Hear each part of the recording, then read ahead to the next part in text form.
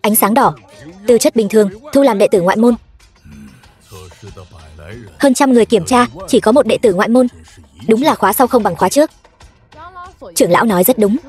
Nếu như không xuất hiện đệ tử có thiên phú thánh tử nữa, thái hư thánh cảnh của chúng ta sẽ thật sự hoàn toàn suy tàn. Đừng hy vọng nữa, không thể xuất hiện thiên tài nào nữa đâu. Để ta thử. Ta dùng pháp nhãn nhìn thấu, tiểu tử này không có căn cơ. Đan điền trong cơ thể có dấu hiệu vỡ nát. Là một tên bệnh tật. Bẩm sinh đã không thể ngưng tụ khí hải. Ngưỡng cửa tuyển chọn đệ tử thái hư thấp đến vậy sao? Ngay cả một tên phế vật cũng trà trộn vào được. Mau đuổi hắn ra ngoài đi. Người đâu, đuổi hắn ra ngoài. Khoan đã, một thái hư thánh cảnh lừng lẫy, tuyển chọn đệ tử lại khinh suất như vậy sao? Ta ngàn dặm xa xôi đến đây bái sư, lẽ nào ngay cả lưu ly tháp cũng không dám cho ta thử một lần sao? Ngươi ngay cả một khí hải cũng không thể ngưng tụ. Một tên phế vật, ngươi có tư cách gì mà chạm vào lưu ly tháp chứ? Đuổi hắn ra ngoài. Trưởng lão khoan đã, từ xưa đến nay thái hư thánh cảnh của chúng ta tuyển chọn đệ tử đều tuân theo nguyên tắc công bằng chính trực, cho dù là thân thể phàm nhân cũng phải cho cơ hội khảo hạch. Sao không để hắn thử xem sao, rồi hãy phán xét? Vậy thì cứ để hắn thử xem, cũng cho mọi người xem. Phế vật rốt cuộc vẫn là phế vật.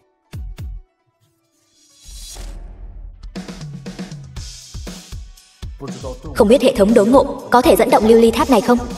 Hệ thống bật đốn ngộ. Hệ thống khởi động đốn ngộ, tiêu hao 1 điểm đốn ngộ.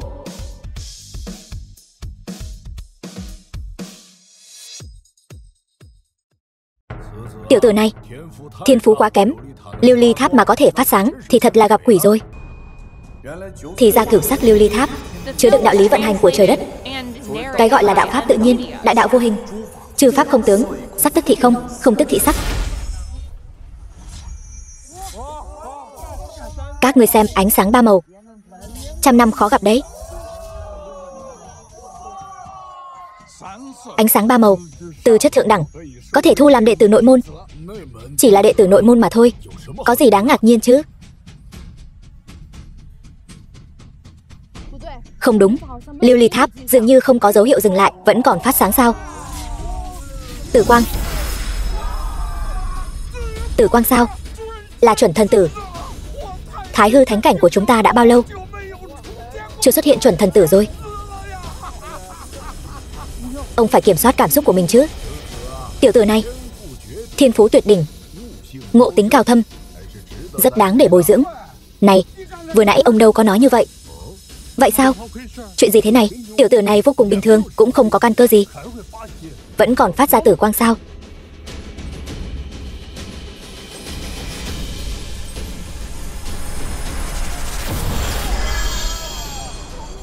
Là thái hư kim quang, đã mấy trăm năm rồi chưa xuất hiện, thật là không thể tin nổi.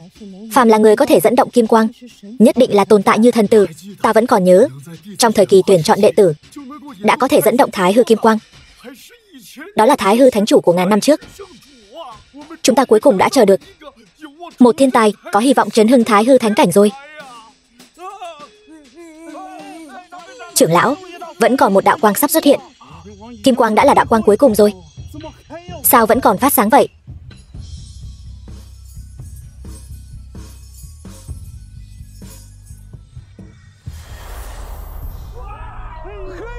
Hắc quang. Cả đời ta chưa từng gặp qua hắc quang bao giờ. Cái gọi là vật cực tất phản, âm dương tương chuyển. Ánh sáng đạt đến cực hạn thì biến thành đen. Trong hắc quang chứa đựng đại đạo chi lý vận hành của vũ trụ vạn vật. Chẳng lẽ thiên phú của hắn đã vượt qua thánh chủ, đã đạt đến mức độ thần tử rồi sao? Ánh sáng 9 màu đang không ngừng đi vào trong cơ thể thiếu niên này. Lưu ly tháp đang giúp hắn dịch cân tẩy tùy sao? Chẳng lẽ cửu sắc lưu ly tháp đang nhận chủ, có thể khiến ngay cả cửu sắc lưu ly tháp cũng khuất phục trước hắn? Đây là loại tuyệt thế thiên tài gì thế này? Ngay cả thái hư thánh chủ cũng chưa chắc đã làm được. Khóa này do ta chủ trì, lại xuất hiện một vị thần tử. Nếu thần tử trở thành vĩnh hằng đại đế, vậy tên của ta cũng sẽ được ghi vào đế sử của thái hư thánh cảnh, lưu danh vạn cổ. Quả không hổ là thiên tài tuyệt thế mà ta đã nhìn trúng. Cho nên vừa nãy ta đã sử dụng kích tướng pháp mới bức được thiên phú của ngài ấy ra. Các ngươi đều không nhìn ra đúng không? Này, quả thật không nhìn ra. Ký chủ hoàn thành nhiệm vụ ẩn, trở thành thần tử, nhận được 3 điểm đốn ngộ. Lại còn có nhiệm vụ ẩn sao? Ta cảm giác mình giống như thoát thai hoán cốt vậy, toàn thân tràn đầy sức mạnh. Thần tử đại nhân, chúc mừng ngài gia nhập Thái Hư Thánh Cảnh. Xin mời ngài theo ta đi gặp thánh chủ đại nhân. Khoan đã, ta không đồng ý. Hắn chắc chắn đã ra lệnh. Lý Thiên Bá đến rồi, ta dùng pháp nhãn thấu thị. Tên phàm nhân bình thường này căn bản không có căn cơ gì, chắc chắn là dùng thủ đoạn ra lệnh mới dẫn động được lưu ly tháp. Quả thật nhìn thần tử rất bình thường. Nếu ngay cả tên phế vật phàm thai này cũng có thể trở thành thần tử, vậy chuẩn thánh tử ta đây chẳng phải sẽ trở thành trò cười còn không bằng phế vật sao? Các trưởng lão đều đang nghi ngờ. Vậy ta sẽ nhân cơ hội dẫm nát con kiến này. Lý Thiên Bá, ngươi nói thần tử ra lệnh, ngươi có bằng chứng gì? Muốn bằng chứng? Dễ thôi, cứ để hắn so tài một phen với ta, sự thật liền sẽ rõ. Tên phế vật cấp thấp nhà ngươi, nếu ngươi thành thật thừa nhận mình gian lận, ta sẽ tha cho ngươi một mạng, rồi để ngươi làm nô bộc cho ta, hàng ngày mặc quần áo xách giày cho ta. Thế nào? Không được, thần tử vẫn dừng lại ở luyện khí kỳ, mà Lý Thiên Bá lại là trúc cơ sơ kỳ. Hai người không cùng đẳng giới, sao có thể so tài? Ai nói không thể so? Năm đó, Vĩnh Hằng Đại Đế Lâm Chân Chiêu khi được chọn làm thần tử đã đánh bại một đệ tử trúc cơ kỳ, mới một trận thành danh. Nếu Lâm Phong thật sự có thiên phú làm thần tử, thí luyện hôm nay chắc chắn sẽ thành công. Nói không sai, thần tử đã được cửu sắc lưu ly tháp chọn, vậy đương nhiên có đạo lý của tháp. Lần này thần tử e rằng thật sự lành ít dữ nhiều rồi. Ta nghiền nát ngươi giống như nghiền một con kiến vậy. Hôm nay ta sẽ đại phát từ bi, cho ngươi một cơ hội tự tìm đường xuống hoàng tuyền. Nhiệm vụ mới nhất, đánh bại tu sĩ trúc cơ kỳ, thưởng 3 điểm đốn ngộ. Hệ thống này đúng là đang hãm hại ta. Ta ngay cả khí hải cũng không có, lại còn bắt ta vượt cấp chiến đấu, có thể ngủm dưới tay Lý Thiên Bá ta, coi như là vinh dự vô thượng nhất đời này của ngươi. Được, luyện khí làm sao đánh lại được?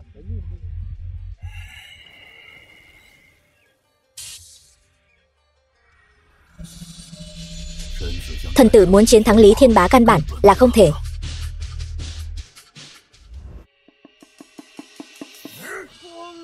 Băng Sơn Quyền.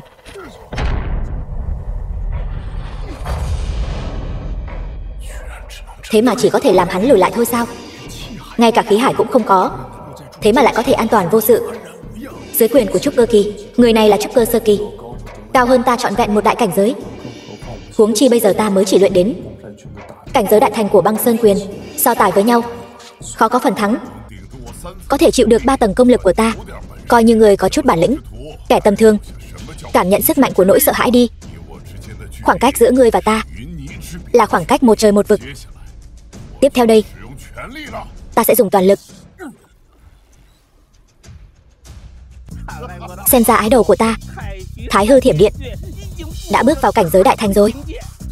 Đồ nhi, đến lúc thể hiện kỹ thuật thật sự rồi. Ra mắt đi, tiểu ái đồ.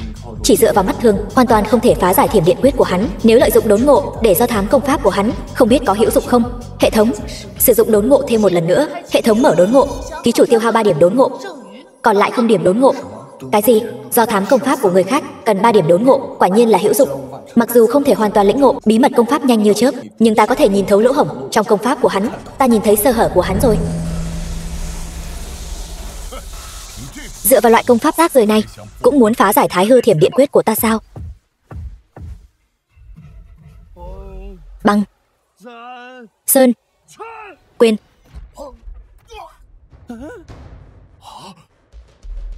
Ngay cả ở cảnh giới mạnh mẽ như ông và ta cũng không thể trong chốc lát dò ra sơ hở của Thiểm Điện quyết. Sao có thể? Một phàm thể nhỏ nhoi sao có thể phá được Thiểm Điện quyết của ta? Thần tử đã đánh bại Lý Thiên Bá rồi.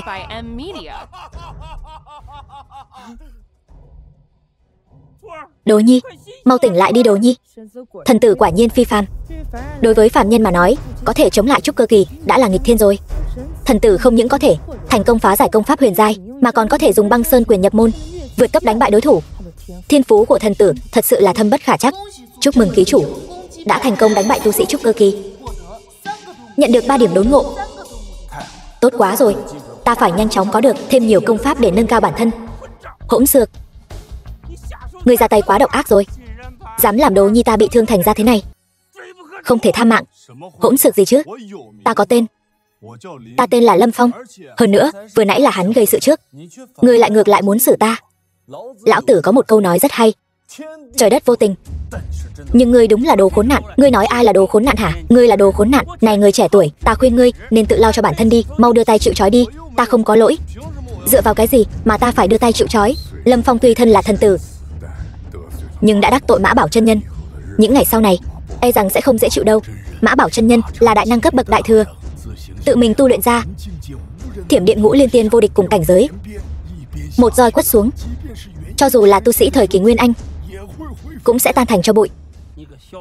Tiểu quỷ nhà ngươi cố chấp không tỉnh ngộ, vậy thì đừng trách lão phu không khách khí.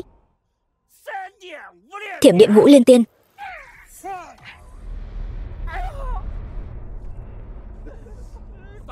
Sợ ý rồi, không né kịp.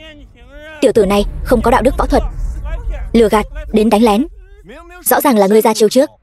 Ta là lão già 1300 tuổi, ngươi lại đối xử với ta như vậy. Hôm nay ta sẽ cho ngươi biết thế nào gọi là uy thế đại thừa, không thể sỉ nhục.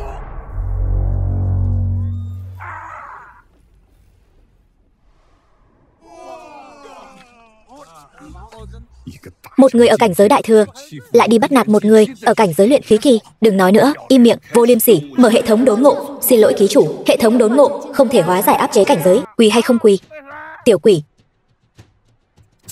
không ngờ có thể chống đỡ được uy áp lớn đến thế của Mã Bảo chân nhân, tương đương với việc không ngừng chịu đựng áp lực, một đòn toàn lực. Thần tử làm thế nào mà làm được vậy? Thần tử, ngài ấy không những thiên phú kinh người mà ý chí lại kiên định đến thế, đúng là thiên tài tuyệt thế hiếm có. Quỳ hay không quỳ? Ta đã ngủ một lần rồi. Cho dù trời sập đất nứt, Lâm Phong ta cũng tuyệt đối không quỳ trước bất kỳ ai. Dù có liều cả tính mạng, Lâm Phong ta cũng phải đấu với ngươi đến cùng. Ta thấy ngươi chỗ nào cũng không cứng, chỉ có miệng là cứng thôi. Ta nhất định phải đè nát ngươi mới được.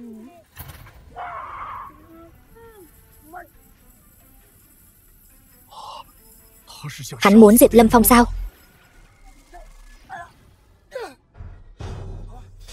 Đây không phải lão tổ Hoàng Hà sao? Lão tổ đến rồi. Hai vị lão tổ. Tham kiến lão tổ Hoàng Hà, tham kiến thánh phàm tôn giả.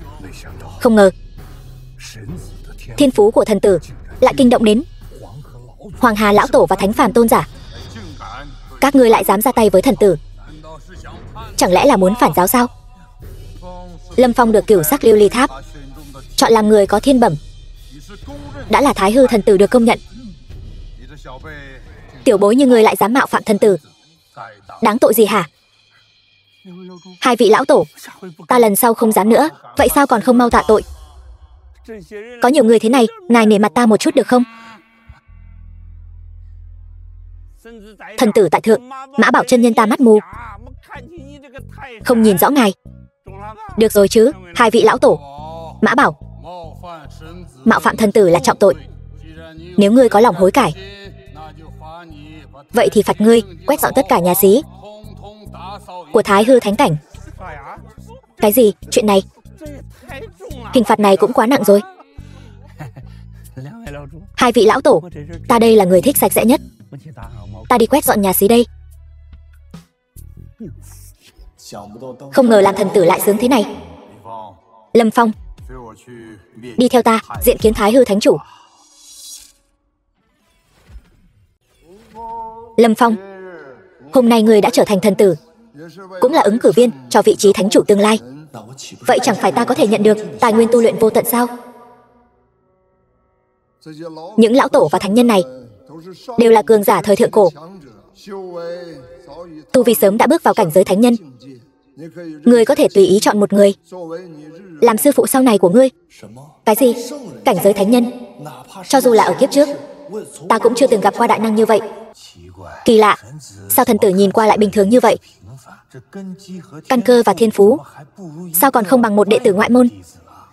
Đúng vậy, thần tử tiên thiên khí hải không đủ, cho dù tu luyện có tinh tiến đến đâu, cả đời cũng chỉ là một võ giả dừng lại ở luyện khí kỳ. Nhưng chúng ta tận mắt chứng kiến Lâm Phong đánh bại chuẩn thần tử Lý Thiên Bá, chắc là tu vi của chúng ta không nhìn thể thấu. Nếu thần tử có thể bái ta làm sư phụ, ta sẽ đem viên huyền thiên linh thạch đã tôi luyện ngàn năm tặng cho ngươi. 500 năm sau, ngươi nhất định có thể thành công khôi phục khí hải. Vẫn là bái ta làm sư phụ đi. Ta nguyện hiến ra tinh thần thánh liên do nữ hoa bổ thiên để lại, cộng thêm huyền thiên thần công của ta tương trợ, trọng tụ khí hải chỉ cần 300 năm. Ta ra 3 vạn viên huyết long kết tinh. Ngươi có nguyện ý bái ta làm sư phụ không? Kết tinh có là gì chứ? Ta nguyện đem 10 vạn viên Cửu Thiên Thần Ngọc tu luyện cả đời ra. Thần tử, 200 năm sau nhất định có thể khôi phục khí hải. Điều kiện các lão tổ đưa ra đều rất tốt, nên chọn ai đây? Thật là phiền não quá, phải mất cả trăm năm. Đợi đến khi khôi phục khí hải, thần tử đã thành một bộ xương già rồi. Là trưởng lão Ôn Nan kia. Ta có Niết Bàn Kinh. Nếu thần tử có đủ thiên phú, 10 năm là đủ. 10 năm? Nói đùa sao? Sao có thể chứ? Chúng ta cảnh giới thánh nhân đều phải tốn trăm năm để giúp thần tử khôi phục. Ngươi một cảnh giới hóa thần có bản lĩnh gì chứ? Đừng ở đây làm trò cười nữa. Ôn Nan, bình thường khuyên ngươi uống ít rượu giả thôi. Ngươi xem kìa, làm hỏng cả đầu rồi phải không? Thần tử, Niết Bàn Kinh ta luyện là vô thượng diệu pháp của Thái Hư Thánh Cảnh, có thể giúp nhục thân tái tạo thiên phú, khôi phục khí hải càng không thành vấn đề. Một khi tu thành viên mãn, còn có thể đúc thành Niết Bàn Thể, thần thể vô lượng, đệ nhất tam giới. 10 năm là có thể khôi phục khí hải. Vậy còn chờ gì nữa? Bái cô ấy làm sư phụ thôi. Trưởng lão, ta không đồng ý.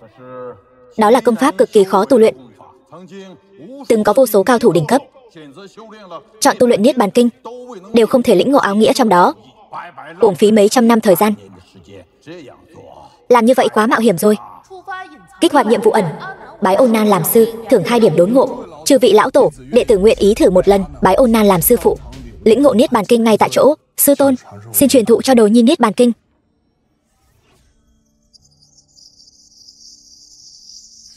Không ngờ căn cơ của thần tử lại kém đến mức này. Hỏng rồi, vừa nãy khoác lác hơi quá, bây giờ hối hận còn kịp không? Thần tử, ta đã quán chú Niết Bàn Kinh vào thức hải của con bây giờ có thể lĩnh ngộ rồi. Được. Ta nói lĩnh ngộ là để con về nhà rồi hãy lĩnh ngộ, chứ không phải để con lĩnh ngộ ở đây. Ngay cả một chút phản ứng cũng không hiển hiện. Niết Bàn Kinh há có thể dễ dàng tu luyện như vậy? Muốn chứng kiến thần tử đạt đến tầng thứ nhất, e rằng phải đứng đây chờ mấy chục năm, thậm chí mấy trăm năm rồi. Hệ thống mở đốn ngộ, lĩnh ngộ Niết Bàn Kinh.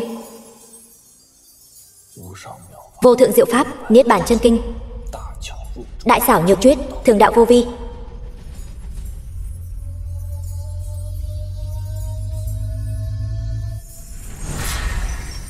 Ta lĩnh ngộ được rồi. Thiên địa linh khí rung động rồi. Đây là dấu hiệu lĩnh ngộ cảnh giới Niết Bàn Kinh. Chỉ trong khoảnh khắc, thần tử đã lĩnh ngộ tầng thứ nhất của Niết Bàn Kinh. Nhanh như vậy, tu vi của ngài ấy đã từ luyện khí sơ kỳ đạt đến luyện khí trung kỳ, vẫn đang không ngừng tăng lên. Thiên phú của thần tử quả nhiên khiến người ta kinh ngạc. Rốt cuộc cũng khoác lác thành công rồi. Tốt quá rồi, ta có thể cảm thấy khí hải của mình đang được hàn gắn. Ký chủ, ngài đã đạt đến tầng thứ 5 của Niết Bàn Kinh. Tiêu hao 1 điểm đốn ngộ, có tiếp tục đốn ngộ không? Tiếp tục đốn ngộ. Ta còn 2 điểm đốn ngộ. Thần tử vậy mà vẫn đang nâng cao cảnh giới.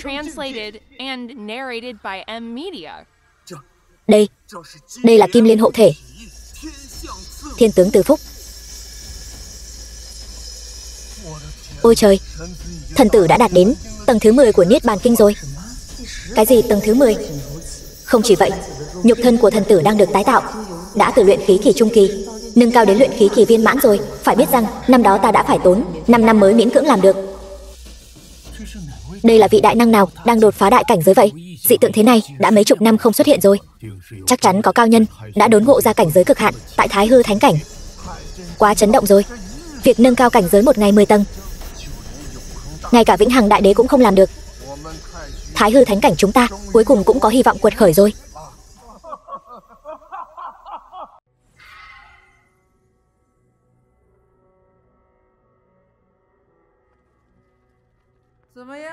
Thế nào, bây giờ thần tử có thể bái ta làm sư phụ rồi chứ? Không ổn. Thần tử tuy thiên tư chắc tuyệt, đã đạt đến cảnh giới 1 ngày 10 tầng, nhưng đó cũng chỉ là sơ khuy môn kính mà thôi. Các ngươi phải biết rằng Niết Bàn Kinh càng về sau càng khó đột phá. Đúng vậy, ngoại trừ Vĩnh Hằng Đại Đế thống trị Đông Linh Đại Lục, Lâm Chân Chiêu ra, không còn bất kỳ ai tu luyện đến cảnh giới viên mãn. Ôn Nan, ngươi tu luyện 200 năm cũng không có thành tựu, cuối cùng còn bị phản phệ, nguyên dương tận hủy, biến thành nữ nhân. Cái gì? Biến thành nữ nhân? Vừa nãy không ai nói chuyện này cả.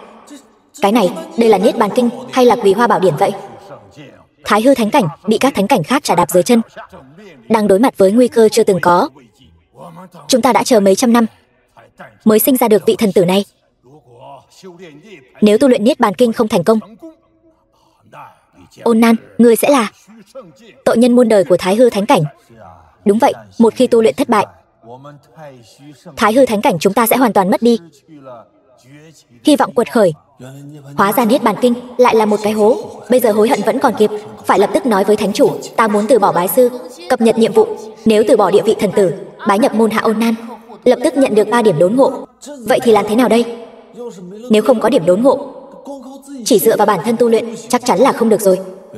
Vì để tu luyện, chỉ có thể từ bỏ địa vị thần tử thôi. Đệ tử nguyện ý bái Ôn Nan làm sư phụ, từ bỏ vị trí thần tử. Cứ tưởng tiểu tử ngươi là thiên tài, không ngờ lại là một tên ngu ngốc. Thần tử là vinh dự tối cao của Thái Hư Thánh Cảnh. Bao nhiêu đệ tử mơ ước, khao khát địa vị này, ngươi đã từ bỏ địa vị này. Chỉ là một đệ tử bình thường, đãi ngộ khác nhau một trời một vực. Ngọc mài giũa nhiều thành khí, kiếm rút khỏi bùn lầy lên giữa trời. Đệ tử chỉ muốn chứng minh với Thái Hư Thánh Cảnh, dù đệ tử không phải thần tử, vẫn có thể chứng đắc đại đạo. Nếu ngay cả chút khảo nghiệm này cũng không chịu đựng nổi, thì làm sao có thể giúp Thái Hư Thánh Cảnh chúng ta quật khởi trở lại đây? Quả không hổ danh là thần tử do Lưu Ly Tháp chọn ra. Loại dũng khí và khí phách này, nhìn khắp tứ đại thánh cảnh, cũng khó mà tìm ra được một người như vậy. Bọn ta tu hành mấy ngàn năm, tâm cảnh lại không bằng một tiểu bối. Vậy thì cứ theo lời thần tử đi. Lâm Phong, sau này ngươi chỉ là đệ tử thân truyền của trưởng lão Ôn Nan. Đa tạ các vị lão tổ. Sư tôn, Đồ Nhi, giờ con đã đạt đến tầng thứ 10. Thông qua sự tẩy rửa của Niết Bàn Kinh, chắc hẳn khí hải của con đã phục hồi được phần lớn rồi nhỉ? Sư tôn, vậy con có thể tiến vào tu luyện trúc cơ kỳ chưa? Vẫn chưa phải lúc. Thực ra khí hải của con bị hủy cũng coi như là một loại cơ duyên. Cơ duyên? Sư tôn làm sao biết được? Nếu người thường luyện đến tu vi như con bây giờ thì đã sớm bước vào cảnh giới trúc cơ kỳ rồi. Nhưng làm như vậy, mỗi tầng mà họ luyện được đều không thể đạt đến cực cảnh. Nhưng Đồ Nhi con thì khác. Khí hải bị hủy của con có thể giúp con áp chế cảnh giới trong khi chưa phục hồi, có thể thông qua luyện tập các công pháp khác tích lũy giá trị khí lực, từ đó xây dựng nền tảng vững chắc. Khi ngừng luyện khí hải, chính là lúc con tạo nên luyện khí kỳ mạnh nhất trong lịch sử. Vậy giới hạn của luyện khí kỳ là bao nhiêu? Tương truyền Vĩnh Hằng Đại Đế khi ở luyện khí kỳ từng đạt đến giá trị khí lực 8 vạn cân. Đây là độ cao mà mấy ngàn năm qua chưa từng có ai đạt tới. Nếu muốn chứng đắc đại đạo, xem ra ta cũng phải ở luyện khí kỳ đạt đến khí lực 8 vạn cân mới được. Sư tôn, đến đúng lúc lắm. Lâm Phong, đây là dưỡng nữ của ta, Tô Vãn Tình. Sau này con cứ gọi nó một tiếng sư muội nhé. Chào sư muội. Sư tôn, dựa vào cái gì chứ? Là con đến trước, hắn phải gọi con là sư tỷ mới đúng. Lâm Phong là thần tử cao quý, đợi nó sau này chứng đắc đại đạo, con nhất định sẽ được lợi. Gọi nó một tiếng sư huynh, con không thiệt đâu. Ta rõ ràng là một đời tôn giả của Ma La Thánh Cảnh. Năm đó, nếu không phải bị kẻ thù hãm hại, cần Niết Bàn Kinh để khôi phục tu vi, đến mức phải ẩn mình ở nơi rách nát này, còn phải gọi cả người, ngay cả độ kiếp kỳ còn chưa tới là sư tôn. Rồi sẽ có một ngày, đợi ta khôi phục tu vi, ta nhất định sẽ bắt các ngươi quỳ xuống tạ tội. Con còn đứng ngây ra đó làm gì? Dẫn sư huynh đi tàng kinh các chọn kinh pháp. Vâng, sư tôn. Thần tử gì chứ? Chẳng qua chỉ là một kẻ ngay cả khí hải cũng không có mà thôi. Pháp nhãn của Ôn Nan e rằng đã bị che mờ rồi. Ngay cả loại phế vật này cũng thu làm đồ đệ rồi. Này, đứng lại. Các ngươi là người của Huyền Thiên Phong sao? Phải thì sao? Nhìn thấy người của Mã Bảo Phong chúng ta, còn không nhanh quỳ xuống dập đầu. Mấy năm nay, người Mã Bảo Phong thường xuyên ức hiếp người Huyền Thiên Phong chúng ta. Mau quỳ xuống. Dựa vào cái gì? Dựa vào tên sư phụ vô dụng ôn nan của ngươi, chỉ mới là hóa thần kỳ viên mãn. Còn sư tôn Mã Bảo chân nhân của chúng ta đã sớm đột phá hóa thần cảnh, bước vào đại thừa cảnh giới. Cho nên người Huyền Thiên Phong các ngươi nhìn thấy chúng ta đều phải quỳ xuống dập đầu. Muốn ta quỳ xuống với các ngươi sao? Các ngươi còn chưa đủ tư cách.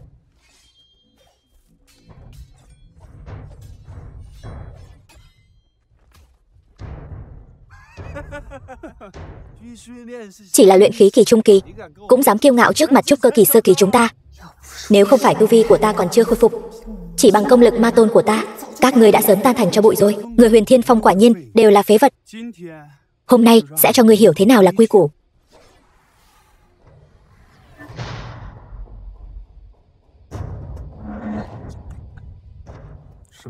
Sư muội, không sao chứ? Không sao. Người chính là Lâm Phong, người hôm qua dựa vào gian lận đánh bại sư đệ của ta sao? Một phàm phu ngay cả khí hải cũng không có, lại có thể đánh bại sư đệ cảnh giới trúc cơ của ta. Chắc hẳn, nhất định là đã dùng kim linh đan lén lút nâng cao tu vi. Hèn hạ. Sư huynh, kim linh đan là gì vậy? Kim linh đan mỗi năm chỉ có thể dùng một lần. Sau khi dùng đan dược, tuy có thể nâng cao tu vi, nhưng lại gây tổn hại lớn đến linh lực.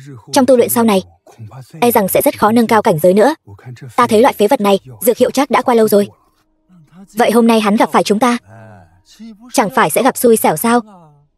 Thiên Bá tuy bại dưới tay ngươi ở trúc cơ sơ kỳ, chỉ vì tư chất tu hành của nó còn nông cạn, căn cơ không vững. Còn hai chúng ta đã tu luyện trúc cơ sơ kỳ mấy chục năm rồi, căn cơ vô cùng vững chắc. Chúng ta chỉ cần ra tay một chút là có thể dẫm ngươi thành con rùa đất. Ta thấy dáng vẻ của hắn chắc sắp tè ra quần rồi nhỉ. Ta còn phải đi Tàng Kinh Các. Các ngươi cùng lên đi. Cái gì? Phàm phu này muốn một mình đối chiến hai vị trúc cơ sơ kỳ. Hắn điên rồi sao? Đúng là múa rìu qua mắt thợ, không biết trời cao đất dày. Công pháp huyền giai mà chúng ta tu luyện, Thiểm Điện Kiếm Pháp, đã đạt đến cảnh giới đại thành. Thiểm Điện Kiếm, truyền thuyết Thiểm Điện Kiếm và Thiểm Điện Kiếm Pháp của Mã Bảo chân nhân có cùng nguồn gốc. Mỗi lần vung kiếm đều như một tia chớp giáng xuống, khiến đối thủ tan xương nát thịt, diệt người vô hình, đổ máu bỏ mạng. Thiểm Điện Kiếm, lực khí 5.000 cân bộc phát từ trúc cơ sơ kỳ, đã đủ để nghiền nát tất cả tu sĩ luyện khí kỳ rồi. Huống chi là Lâm Phong không hề có khí hải, xem ra hắn chắc chắn tiêu đời rồi.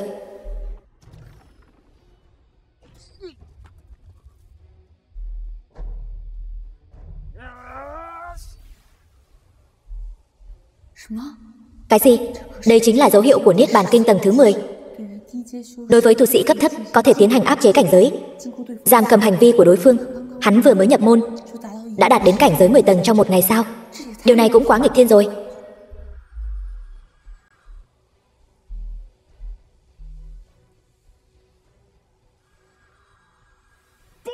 Băng Sơn Quyền.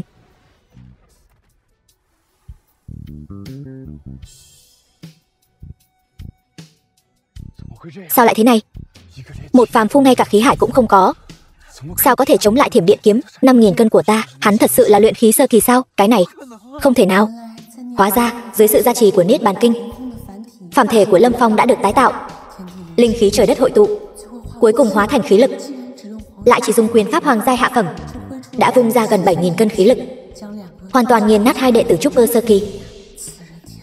Thiên phú của người này thật đáng sợ như vậy. Đừng qua đây mà. Đừng qua đây. Ngươi làm gì đấy? Ta chỉ muốn nhắc nhở các ngươi, đã tè ra quần rồi.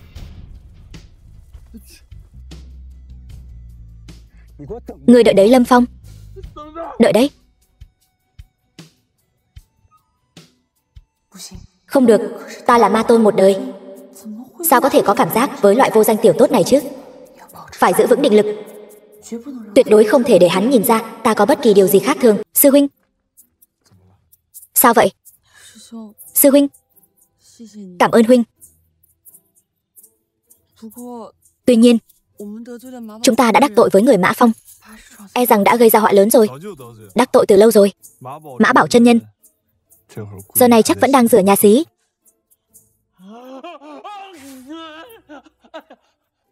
Ai đấy? Ai đang nói xấu ta sau lưng vậy? Ký chủ ngài tổng cộng tích lũy được 14 điểm đốn ngộ. Chỉ có 14 điểm lĩnh ngộ sao? Không biết tu luyện đến tầng thứ bao nhiêu mới có thể triệt để phục hồi khí hải.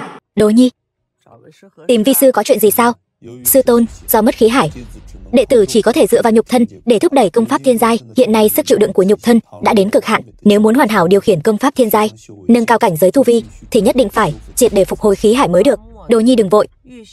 Muốn phục hồi khí hải, cần tu luyện đến tầng thứ 30 của Niết Bàn Kinh mới được. Với thiên phú của con, không quá 10 năm hẳn là có thể đạt được. 10 năm, vậy con muốn bao lâu? 1 ngày. Vi sư hiểu, con đang vội vàng phục hồi khí hải.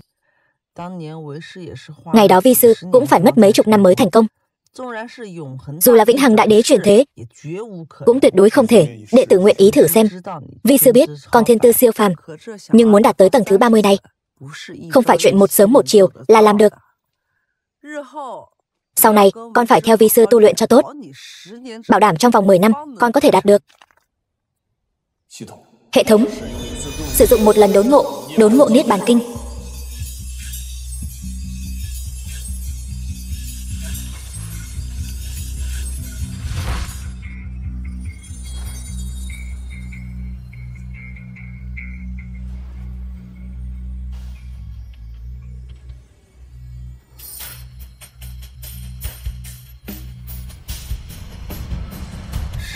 Cái gì?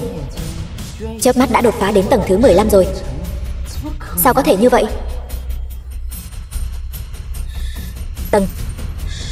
Tầng thứ 15. Ngày đó vi sư cũng chỉ mất có 10 mấy ngày thôi. Sư phụ, người vừa nãy không phải nói mấy chục năm sao? Còn nhất định là nghe nhầm rồi. Nghe nhầm rồi. 15 tầng này là giai đoạn sơ cấp. Mỗi tầng về sau sẽ càng khó hơn. Muốn một ngày đạt tới tầng thứ 30, dù là thiên tư tuyệt thế, cũng còn kém xa lắm. Kém xa lắm.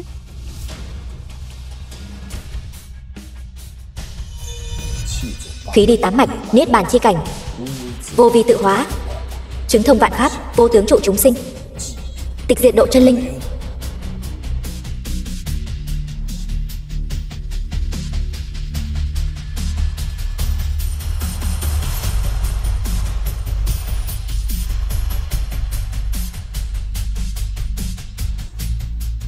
Tầng thứ 18.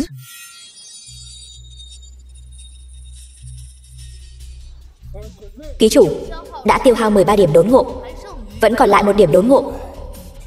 Chỉ còn lại 1 điểm đốn ngộ, xem ra chỉ có thể luyện đến tầng thứ 20 thôi.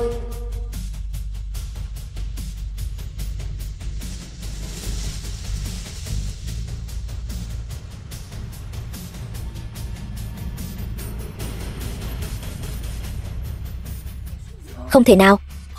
Thật không thể tin nổi. Không ngờ lại có thể dẫn động thiên địa dị tượng như vậy. Lại có cao nhân ở Thái Hư Thánh Cảnh đốn ngộ ra cảnh giới cực hạn. Tại sao ta lại nói ra chữ lại nhỉ?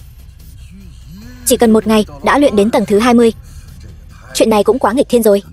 Thật không ngờ Thái Hư Thánh Cảnh của ta lại xuất hiện một vị tiền vô cổ nhân, siêu cấp yêu nghiệt. Quật khởi có hy vọng rồi. Nghĩ lại năm đó Ôn Nan tu luyện đến tầng thứ 20 cũng mất hơn 30 năm. Không ngờ Lâm Phong trong vòng 1 ngày lại phi thăng đến tầng thứ 20. Đây thật sự là thần tích tiền vô cổ nhân mà. Thu hoạch cảm xúc chấn kinh, 1 lần cộng 2 điểm đốn ngộ. Thu hoạch cảm xúc chấn kinh, 1 lần cộng 2 điểm đốn ngộ. Cộng 2 tốt quá rồi. Có nhiều điểm đốn ngộ như vậy, vậy ta sẽ một hơi đốn ngộ đến tầng thứ 30. Ta đã cảm nhận được khí hải của mình rồi. Vốn tưởng con phải đốn ngộ mấy chục năm, không ngờ con 1 ngày đã đạt thành. Bây giờ là lúc cần lượng lớn linh khí để ngưng tụ khí hải của con, bằng không sau này căn cơ nhất định sẽ bị tổn hại. Vi sư giúp con một tay. Trúc cơ dịch mà ta hao phí trăm năm chiết xuất đều ở đây cả rồi. Chỉ xem con có thể hấp thu bao nhiêu thôi.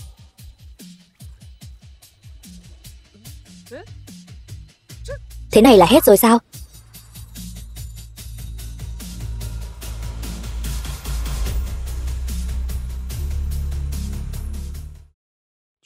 Không ngờ vẫn không đủ.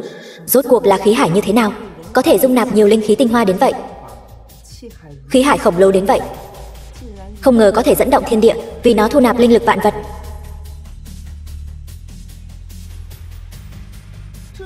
Đây đâu phải khí hải. Đây quả thực là đại hải thật sự. Một người ở luyện khí kỳ, sao lại có khí hải lớn đến vậy? Lâm Phong không thể hấp thu nữa.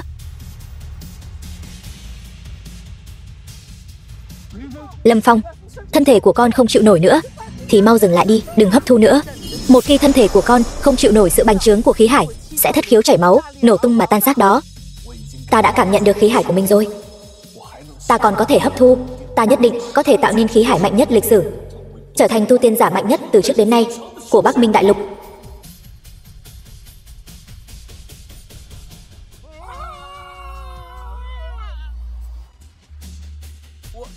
Ta, linh lực trên người ta sao đột nhiên bị hút khô rồi? Rốt cuộc là ai làm? Lâm Phong không chỉ hấp thu linh khí thiên địa, hình như linh khí của vạn vật đều đang bị nó hút vào. Kim đan. Kim đan của ta.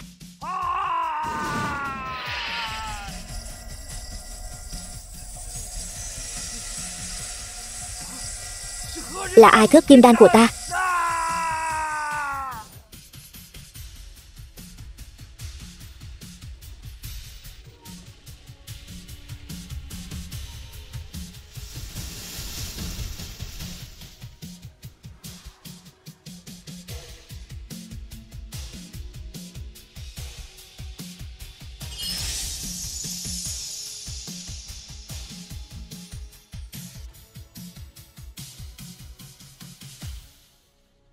Niết bàn trọng sinh. Khí hải đại thành. Lâm Phong thật sự đạt đến 30 tầng trong một ngày, tu luyện được Niết bàn kinh sơ bộ. Chuyện này nếu chuyển ra ngoài, nhất định sẽ chấn động toàn bộ thánh cảnh. Đồ nhi, chúc mừng con đã đúc nên khí hải khổng lồ như vậy. Ước tính cẩn thận, dung lượng khí hải của con đã vượt quá người bình thường mấy chục lần. Sư tôn, khí hải này càng lớn càng tốt sao? Không phải vậy. Con bây giờ đã bước vào cảnh giới trúc cơ kỳ.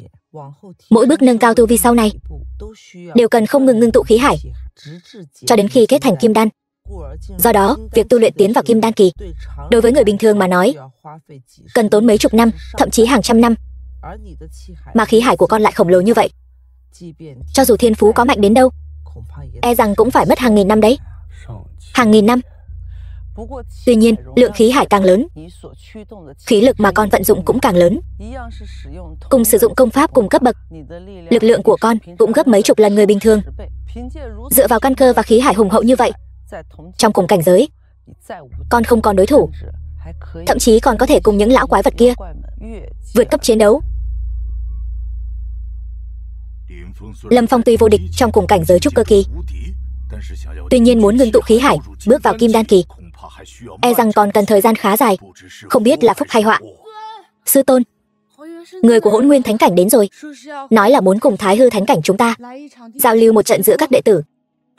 Hỗn Nguyên Thánh Cảnh này không phải vẫn luôn không hợp với Thái Hư Thánh Cảnh chúng ta sao? Sao đột nhiên lại phái đệ tử đến giao lưu rồi?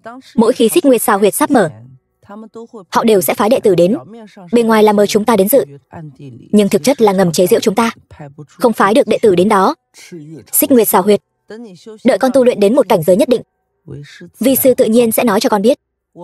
Tứ đại thánh cảnh chúng ta cạnh tranh không ngừng, đặc biệt là Hỗn Nguyên Thánh Cảnh thường xuyên dẫm chúng ta dưới chân. Sau này nếu ở bên ngoài gặp đệ tử Hỗn Nguyên, nhất định phải đặc biệt cẩn thận. Đi, con đi gặp hắn. Theo quy củ, con thuộc về đệ tử nhập môn sơ cấp, không có tư cách tham gia tỷ võ giao lưu. Đi xem sao. Sư tôn, chúng ta đi xem thử.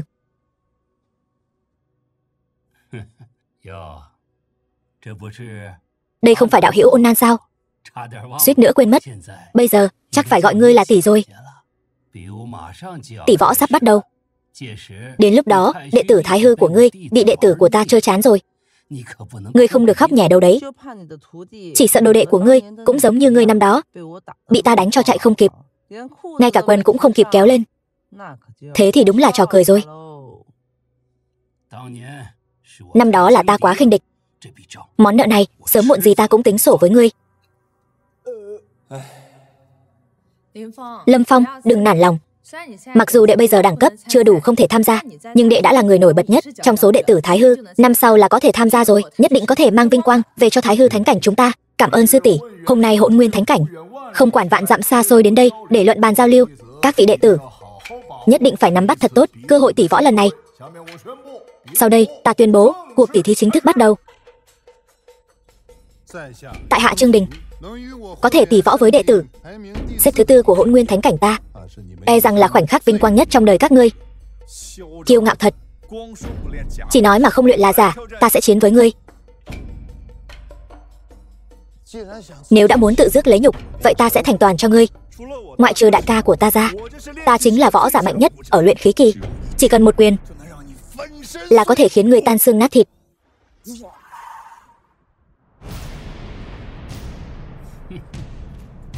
Âu Dương Bác quả không hổ danh là cao thủ mạnh nhất luyện khí kỳ.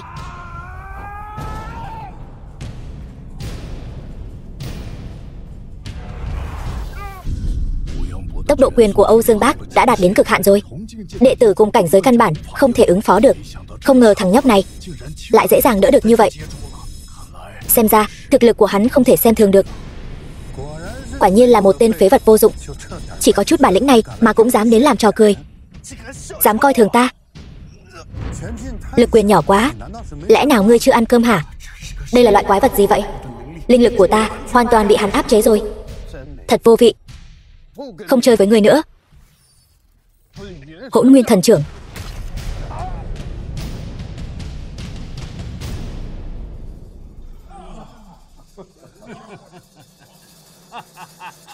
Thằng nhóc này mặc dù giọng điệu kiêu ngạo nhưng quả thật là một thiên tài. Ước tính giá trị khí lực đã đạt trên 4 vạn cân. Cho dù Lâm Phong lên cũng chưa chắc là đối thủ của hắn. Chẳng lẽ Thái Hư Thánh Cảnh chỉ có chút bản lĩnh này thôi, không có ai đánh được cả sao?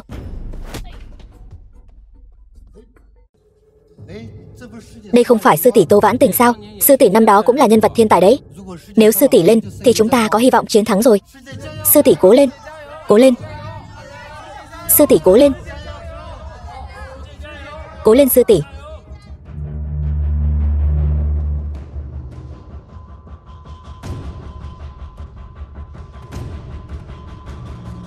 Cô nương, trong đám phế vật này, ngươi vẫn coi như có chút dũng khí. Hai người các ngươi cùng lên đi. Cùng lên. Coi như lấy hai tên phế vật các ngươi để hoạt động gân cốt vậy. Lên.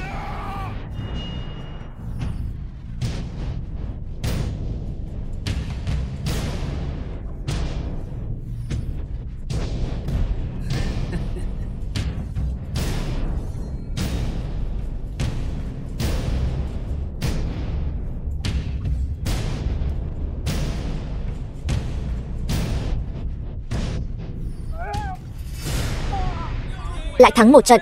Trận tiếp theo, Trương Đình dù sao cũng là trúc cơ hậu kỳ. Ngay cả khi có 10 Âu Dương Bác và Vãn Tình cũng không thể đánh bại hắn. Đệ tử Thái Hư này sao lại yếu ớt thế? Đồ nhi của ta còn chưa dùng hết sức đâu. Không có ai đánh được cả. Đạp đổ hai con kiến hôi này thật sự không có cảm giác thành tựu. Ta liều mạng với ngươi.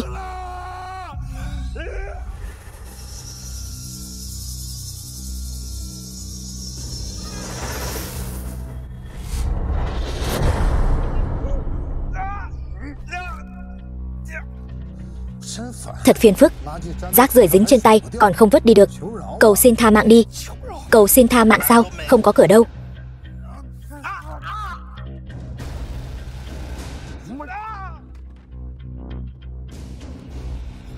Này, trận đấu chỉ là giao lưu học hỏi mà thôi. Sao ngươi lại dám cố ý làm người khác bị thương? Xin lỗi, là hắn quá yếu. Ta thật sự không cố ý. Ôn Nam, ta làm người mất mặt rồi. Các người đều xuống đi. Đi thôi.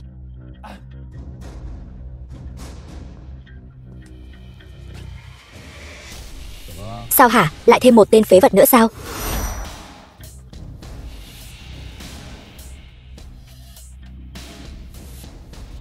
Chỗ này còn chưa đến lượt ngươi.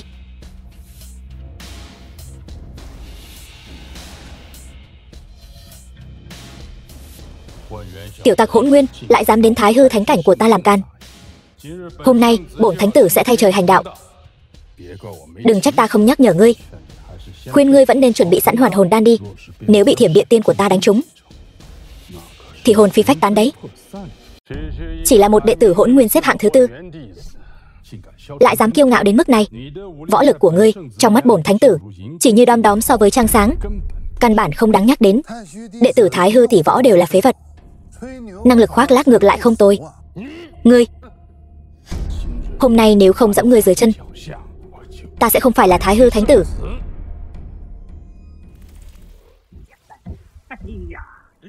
Bọn phế vật này, mấy ngày nay ngươi không biết phải không? Đồ nhi của ta vì để nâng cao công pháp, một ngày vung roi 10 vạn lần,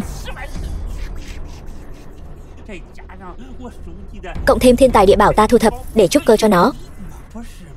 Nếu không phải vô duyên vô cớ bị hút đi một phần, đừng nói 3 roi, đến cả 4 roi cũng sẽ luyện thành.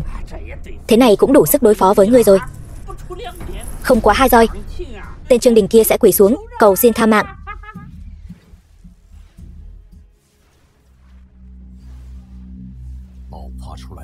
Uy năng bộc phát ra quả nhiên phi phàm. Lần này Thái Hư thánh cảnh chúng ta sẽ gỡ lại được một ván. Ôn Nan, đồ phế vật nhà ngươi thấy chưa? Đây chính là đệ tử mạnh nhất của Ma Bảo chân nhân ta. Đợi thiên hành chiến thắng Hỗn Nguyên thánh cảnh, thiểm điện ngũ liên tiên pháp của ta sẽ vang danh khắp Bắc Minh đại lục. Hôm nay Trương Đình bị đánh bằng roi, ngày mai sẽ là Lâm Phong, là mai đó. Thế nào, đã thấy uy lực của thiểm điện tiên chưa? Ngươi cũng chỉ mạnh hơn 2 tên phế vật kia một chút mà thôi, còn dám mạnh miệng sao?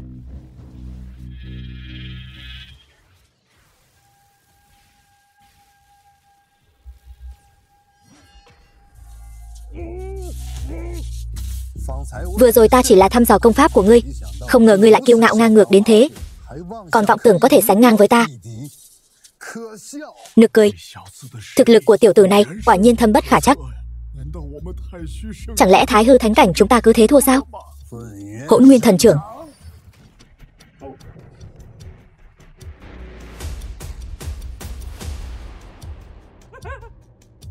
Cái gì? Đồ nhi của ta bị đánh bại rồi. Điều này không thể nào. Ta không muốn sống nữa. Thánh tử thế hệ mới của Thái Hư thánh cảnh lại yếu ớt đến mức này sao? Đừng đắc ý quá sớm. Cho dù ngươi đánh bại ta, cũng chưa chắc đã đánh bại được đệ tử mạnh nhất của Thái Hư thánh cảnh. Hắn chính là thần tử khi đó, có thể khiến Lưu Ly Tháp nhận chủ. Trong đống phế vật các ngươi lại còn có nhân vật như thế này sao? Phải, hắn chính là người thay đổi phong khí thời đại, khiến vạn ngàn thiếu nữ điên đảo, nâng cao nội hàm của thanh niên. Siêu cấp thiên tài chấn động cửu châu ngũ giới, Lâm Phong. Chưa chắc đánh bại được Lâm Phong sư huynh đâu. Ngươi làm vậy khiến ta rất khó xử đấy. Lâm Phong, chỉ cần ngươi cũng bại dưới tay Trương Đình thì sẽ không còn ai nhớ đến chuyện ngươi từng thắng ta nữa.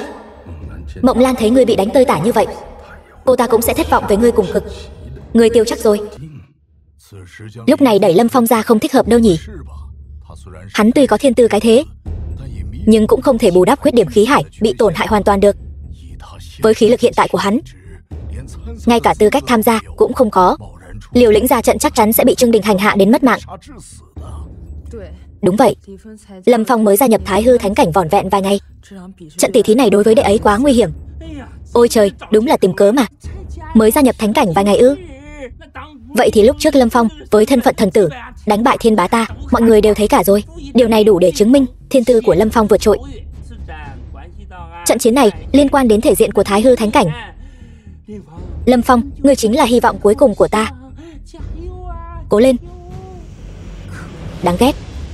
Cái tên Lý Thiên Hành này rõ ràng là muốn đẩy sư huynh vào chỗ hiểm, mà lại còn nói năng đạo mạo như vậy.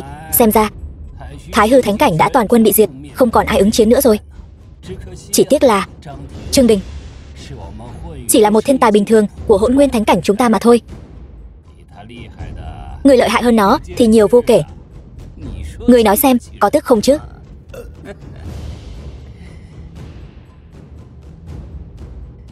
Vậy thì cứ để đệ tử mới gia nhập thánh cảnh vài ngày là Lâm Phong ta đến giao đấu. Đại ca của ta sắp ra tay thay ta rồi, cảm động quá đi mất. Xuống đi. Lâm Phong, Trương Đình giao cho ngươi đấy. Thì ra, ngươi chính là cái tên được gọi là siêu cấp thiên tài đó sao? Ngươi nói ngươi mới gia nhập vài ngày sao? Chưa đến 3 ngày. Mới nhập môn 3 ngày, có thiên tài đến mấy cũng mạnh được đến đâu chứ? Vậy thì ta nhờ ngươi một tay. Mấy tên trước là phế vật, còn ngươi là đồ ngu. Vậy còn ngươi là cái thá gì? Loại tiểu nhân hèn mọn như ngươi, ta đánh 10 tên cũng không thành vấn đề. Vậy thì ta nhờ ngươi một tay. Vẻ mặt cuồng vọng này của ngươi thật đáng buồn cười. Ta thật nóng lòng, muốn nhìn thấy bộ dạng ngươi quỳ xuống cầu xin tha mạng. Sư huynh cẩn thận.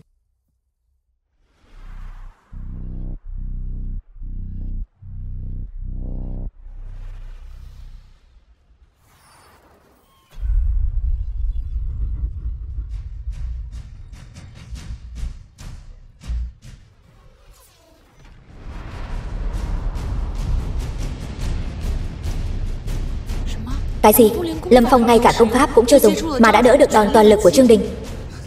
Đỡ bằng tay không đó? Sao lại thế được? Vừa nãy cú đấm đó ta đã dùng hết toàn lực rồi, thế mà lại bị hắn áp chế. Trong đống phế vật này, ngươi là người duy nhất đáng để ta rút đao. Nhưng khi ngươi nhìn thấy thanh đao này của ta, cũng chính là ngày tàn của ngươi.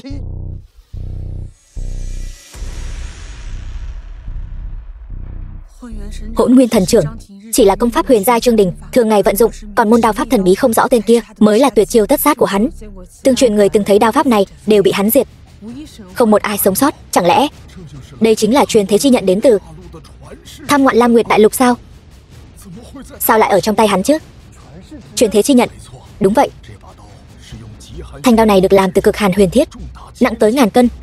Xử người không thấy máu, chỉ vì máu còn chưa kịp bắn ra đã bị cực hàn huyền thiết làm đông cứng lại.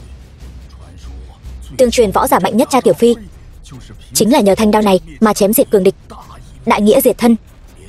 Đến cả huynh đệ cũng dám chém, cuối cùng chinh phục toàn bộ Lam Nguyệt Đại Lục. Lần này Lâm Phong thật sự gặp nguy hiểm rồi. Đâu chỉ là nguy hiểm chứ, thậm chí có thể bị băm thành thịt nát. Hôm nay ta sẽ dùng máu của phế vật ngươi để tế thanh truyền thế chi nhận của ta.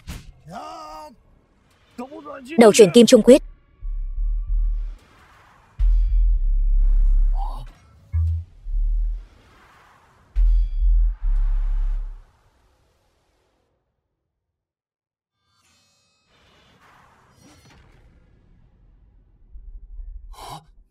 Không ngờ Lâm Phong chỉ dùng đầu chuyển Kim Trung Quyết đã đỡ được đòn tấn công này của Trương Đình.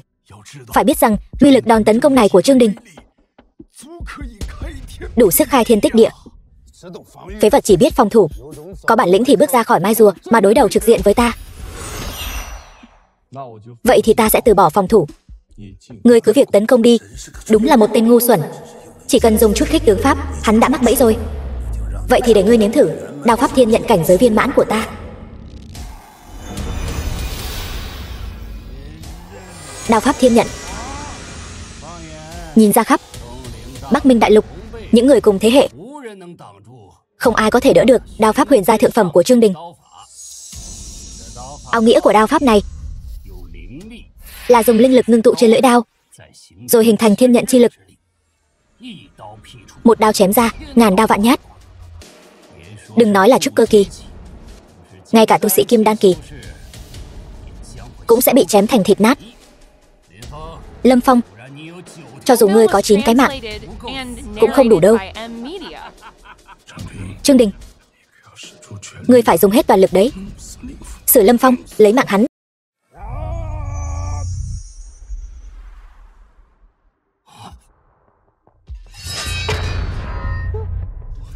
Đỡ được rồi, tay không đỡ lưỡi đao. Đây chính là hiệu quả khi luyện đến Niết Bàn Kinh tầng thứ 30, cộng thêm khí hải khổng lồ vận chuyển và ngưng luyện. Bất hoại kim thân do Lâm Phong trùng tu, không thua kém bất kỳ luyện thể nào của kim đan kỳ. Lực nắm thật mạnh, cảm giác như một ngọn núi lớn đè lên lưỡi đao này, không rút ra được. Hắn rốt cuộc là quái vật gì vậy? Thập trọng băng sơn quyền.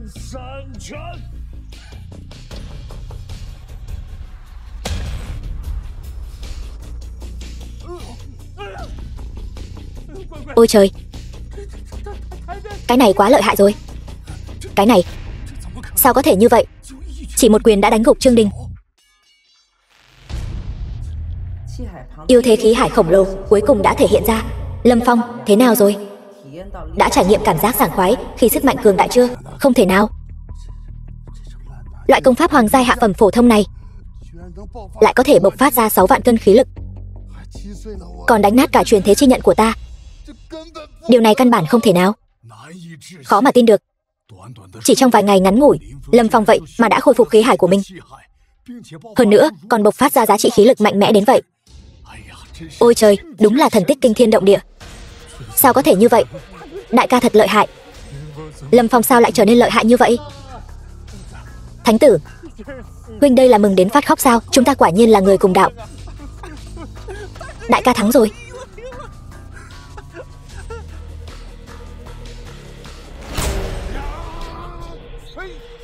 Cái gì? Rốt cuộc là... Sư đệ đã thua rồi.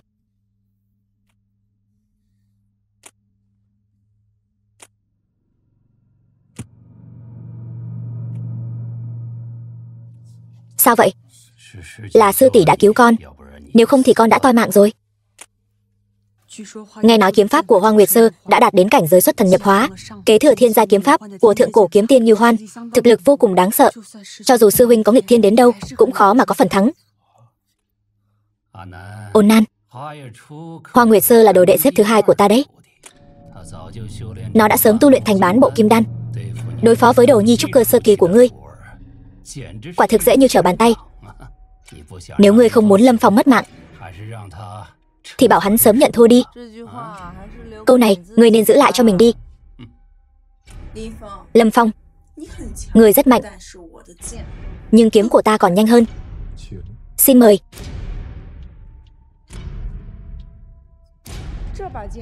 Thanh kiếm này là ta dùng thiên địa linh khí nuôi dưỡng 50 năm, là bản mệnh kiếm phủ liên kết với thần hồn của ta. Nó đã chém diệt vô số yêu nghiệt và cường địch kim đan. Mỗi khi lướt qua không khí đều vang vọng tiếng ai oán của những vong hồn đó. Hôm nay ngươi được nhìn thấy nó cũng được xem là một loại duyên phận. Ta nhớ ra rồi, cô ta chính là nữ kiếm ma 50 năm trước vì báo thù cho cha.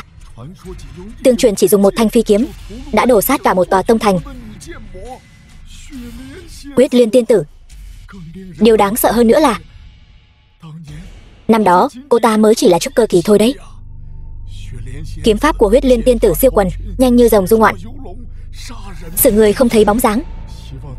Hy vọng cô ta vẫn để lại toàn thây cho Lâm Phong. Trưởng lão, người nói gì mà xui xẻo vậy? Đại ca mạnh như vậy, chắc chắn có thể toàn thây mà. Không phải, chắc chắn có thể thắng. Nếu cô ta thật sự là nữ nhân trong truyền thuyết đó, có lẽ Lâm Phong thật sự gặp nguy hiểm rồi. Lâm Phong, ta sắp ra chiêu đây.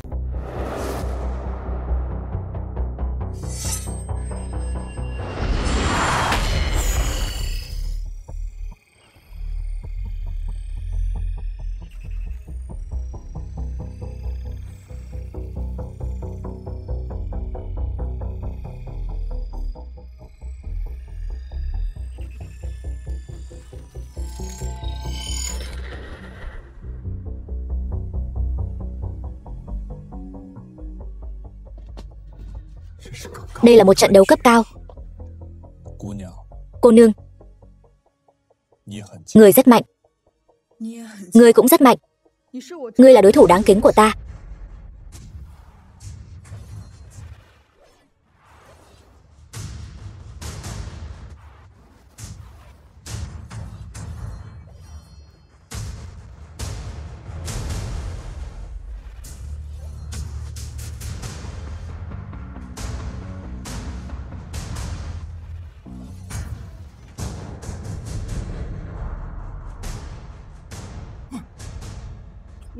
Lâm Phong, ngươi quả là một đối thủ 10 năm khó gặp. Không ngờ lại có thể ngang tài ngang sức với ta. Hoa Nguyệt Sơ ta đến Thái Hư Thánh Cảnh, có thể gặp được cường địch như ngươi, thật là may mắn. Ngươi cũng là một đối thủ đáng kính. Tiếp theo, ta sẽ dùng toàn lực.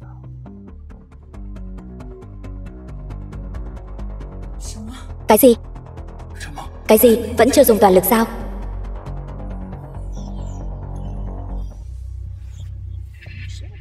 Vô tướng độ chúng sinh. Niết bàn thể. Cho dù là vĩnh hằng đại đế Lâm Chân Chiêu, e rằng cũng phải mất mấy chục năm mới đạt được cảnh giới này. Đây quả thực không phải là thiên tài. Đây là thiên tài cấp biến thái.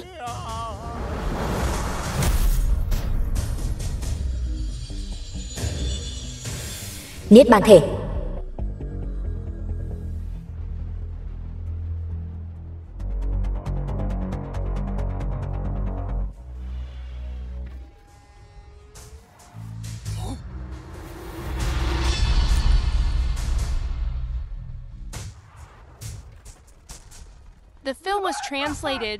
Lâm Phong đã đánh ngã Mã Bảo Phong của ta rồi. Mã Bảo Phong của ta. Đại ca ta một quyền đánh sập một ngọn núi. Hắn đã dung hợp Niết Bàn Kinh với Băng Sơn Quyền từ khi nào vậy? Không ngờ thằng nhóc Lâm Phong này lại có ngộ tính cao như vậy. Từ khi hỗn độn sơ khai đến nay, ta chưa từng thấy có đệ tử nào nghịch thiên đến thế. Không quá 10 năm, tu vi của hắn nói không chừng sẽ vượt qua tất cả mọi người ở Bắc Minh Đại Lục. Lâm Phong, ta thua rồi.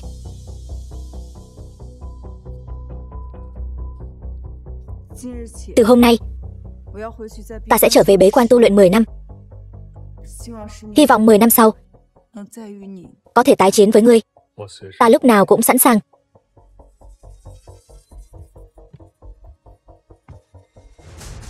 Trận tỉ thí hôm nay, Hỗn Nguyên Thánh Cảnh ta cam bái hạ phong. 3 tháng sau, khi Xích Nguyệt Xào Huyệt mở ra, Lâm Phong, ngươi có gan thì đến tham gia. Thiên tài đỉnh cấp chân chính của Hỗn Nguyên Thánh Cảnh ta nhất định sẽ nghiền nát ngươi không toàn thây. Hẹn ngày gặp lại. Đi thong thả không tiễn. Thắng rồi. Chúng ta thắng rồi. Thắng rồi. Chúng ta thắng rồi. Cuối cùng cũng có hy vọng. Viết vào đế sử rồi. Thắng rồi. Mã Bảo Phong. Mã Bảo Phong của ta. Ta phải lấy mạng ngươi, Lâm Phong. Sư tôn, Xích Nguyệt Xào Huyệt rốt cuộc là nơi nào? Được rồi, vậy ta sẽ nói cho con biết. Xích Nguyệt Xào Huyệt là một bí cảnh trên Bắc Minh Đại Lục. Cứ 10 năm lại mở ra một lần. Do kết giới hạn chế, Xào Huyệt chỉ cho phép tu sĩ dưới Kim Đan kỳ tiến vào. Nơi đó ẩn chứa đầy thiên tài địa bảo. Đặc biệt là viên thần châu được thai nghén bên trong Xích Nguyệt Xào Huyệt. Viên thần châu đó tụ tập linh khí tinh thuần nhất giữa trời đất, có thể giúp tu sĩ trúc cơ kỳ đoạn gân luyện cốt thành tựu căn cơ vô thượng. Mấy trăm năm qua, Thái Hư Thánh Cảnh chúng ta ở Xích Nguyệt Xào Huyệt bị 3 đại thánh cảnh liên thủ nhằm vào. Đệ tử mỗi khóa, không ai ngoại lệ đều bỏ mạng. Cho nên mấy chục năm nay, chúng ta không còn phái đệ tử nào tiến vào Xích Nguyệt Xào Huyệt nữa. Đệ tử muốn đi thử xem sao. Quá nguy hiểm. Nơi đó không chỉ có vô số thiên tài đỉnh cấp, mà còn có những lão quái vật tu luyện mấy nghìn năm, cố ý áp chế ở trúc cơ kỳ. Bọn họ vì muốn đoạt kim đan, thậm chí còn tàn sát lẫn nhau. Đồ nhi, tu luyện khí hải có rất nhiều phương pháp, không cần thiết phải chọn loại mạo hiểm nhất. Nhưng nếu ngay cả Xích Nguyệt Xào Huyệt cũng không dám đi, thì làm sao có thể rèn luyện vô địch chi tâm của con của tương lai, làm sao thành tựu vô địch chi đạo đây? Không ngờ đồ nhi của ta lại có khí phách như vậy. Nhưng Xích Nguyệt Xào Huyệt tụ tập cường giả đỉnh cấp nhất Bắc Minh Đại Lục. Với thực lực hiện tại của con, khó có phần thắng. Sư tôn sẽ không lừa ta. Xem ra ta còn cần thêm nhiều điểm đốn ngộ, phải nhanh chóng nâng cao tu vi mới được. Nhiệm vụ mới nhất, xung kích Thái Hư bảng, lọt vào top 100 bảng xếp hạng, thưởng 5 điểm đốn ngộ. Lọt vào top 10, thưởng 10 điểm đốn ngộ. Lọt vào top 5, thưởng 20 điểm đốn ngộ. Sư tôn, Thái Hư bảng là gì? Con biết Thái Hư bảng sao? Lâm Phong, đó chính là Thái Hư bảng.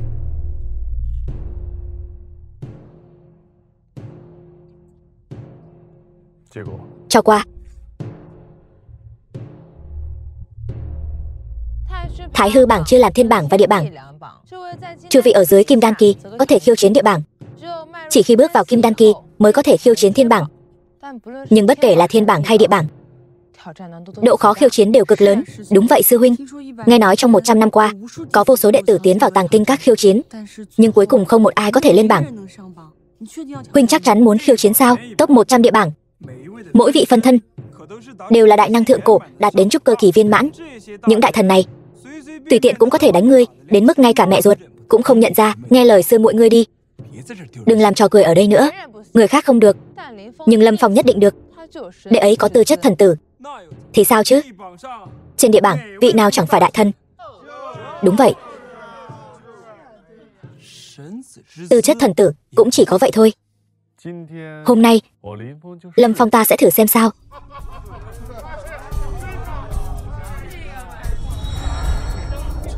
Khoác lác gì thế? Muốn quét sạch địa bảng Thái Hư, điều này còn khó hơn lên trời. Hắn có thể chen chân vào bảng, đã là may mắn lắm rồi. Quả thật, lại có một tên phế vật đến khiêu chiến bảng. Khuyên ngươi vẫn nên quay về đi. Bớt nói nhảm, ta muốn khiêu chiến vị trí thứ 100 địa bảng.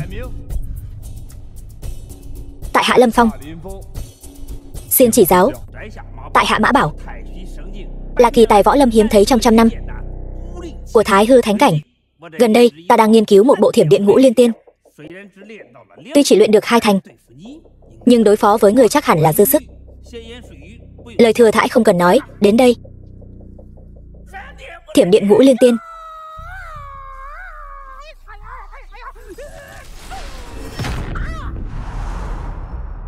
Hóa ra hắn chính là Mã Bảo. Không ngờ lúc trẻ lại yếu như vậy. Chúc mừng ngươi đã phá kỷ lục giữ vững 100 năm. Vinh quang đứng ở vị trí thứ 100 trên địa bảng Thái Hư. Quá khoa trương rồi. Mắt còn chưa kịp chớp xong, Lâm Phong đã đẩy Mã Bảo chân nhân ra khỏi bảng xếp hạng rồi. Lâm Phong đã đạt đến vị trí thứ 100. Nghĩ lại năm xưa, Mã Bảo chân nhân cũng chỉ ở trúc cơ kỳ mới đạt đến đỉnh phong thiên tài. Vậy ta muốn khiêu chiến vị trí thứ 50. Tiểu tử đừng quá ngông cuồng. Khiêu chiến bảng xếp hạng, nhiều nhất có thể nhảy 10 bậc. Được rồi, vậy vị trí thứ 90 đi. Tại hạ Lâm Phong, xin chỉ giáo.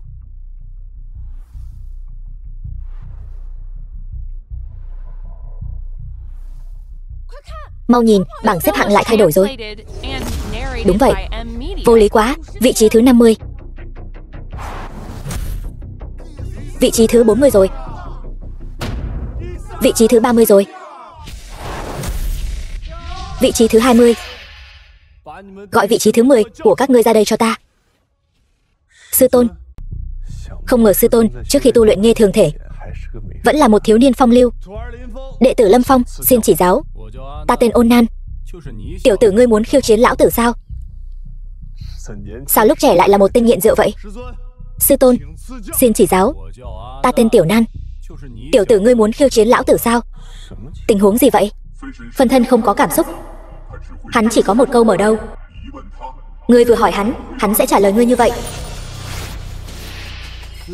Sư tôn lúc còn trẻ như vậy đã có thể bộc phát ra uy áp mạnh mẽ đến thế. Không ngờ chỉ kém 10 hạng mà thực lực lại chênh lệch lớn đến vậy. Thách đấu sư tôn thật sự có chút hối hận rồi. Băng Sơn Quyền.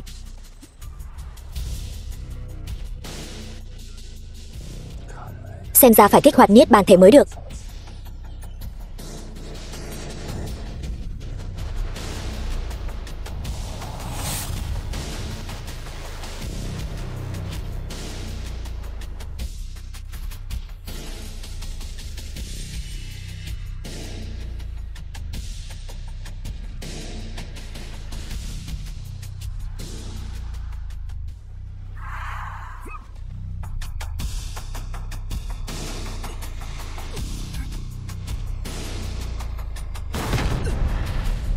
Chúc mừng bạn, vinh quang bước vào hạng 10 địa bảng. Bảng xếp hạng Thái Hư. Hạng 10 sao? Điểm số không ngờ đã đạt đến hạng 10. Sao có thể chứ? Lâm Phong lại nhảy vọt lên hạng 10 địa bảng. Đây là thiên tư tuyệt thế đến mức nào chứ? Quá biến thái rồi. Ký chủ lọt vào top 100 bảng xếp hạng, thưởng 2 điểm đốn ngộ. Ký chủ gây ra cảm xúc chấn kinh, thưởng 2 điểm đốn ngộ. Ký chủ lọt vào top 10 bảng xếp hạng, thưởng 5 điểm đốn ngộ. Lần này ta kiếm bộn rồi. Lâm Phong này rốt cuộc là quái vật gì vậy? lại một hơi đánh cho tất cả phân thân của chúng ta trong bảng xếp hạng Thái Hư một trận tơi bời. Thật quá bất lịch sự rồi. Ảo cảnh các, ta muốn tiếp tục khiêu chiến. Giao phân thân hạng 5 của các ngươi ra đây cho ta. Theo thông lệ, khiêu chiến phân thân hạng 5 cần lập sinh tử trạng. Cái gì? Ngươi phải biết, phân thân xếp hạng 5 đều là siêu cấp thiên tài đạt đến cực cảnh trúc cơ kỳ. Uy năng mà hắn bộc phát ra vô cùng mạnh mẽ, ngay cả ảo cảnh các của ta cũng khó mà kiềm chế được. Một khi ngươi bị bọn họ lỡ tay đánh mất mạng, ta không muốn chịu trách nhiệm đâu. Bây giờ ngươi hối hận vẫn còn kịp đấy. Dù sao cũng ngủ một lần rồi, sợ gì, cứ đến đi.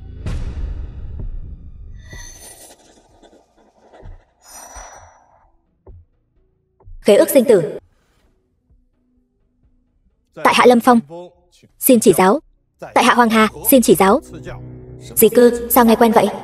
Chẳng lẽ đây là phân thân lúc trẻ của lão tổ Hoàng Hà? Lâm Phong thằng nhóc này có gan thật. Thật sự ký sinh tử trạng rồi.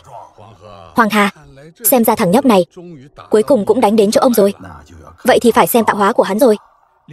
Lâm Phong tuy là thiên tài tuyệt thế xếp hạng 10, nhưng đối mặt với phân thân của Hoàng lão tổ, e rằng vẫn không có chút phần thắng nào.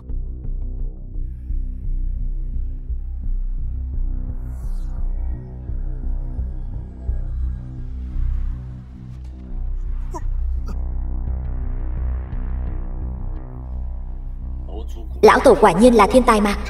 Lúc trẻ đã lợi hại thế rồi. Ta phải nghiêm túc một chút.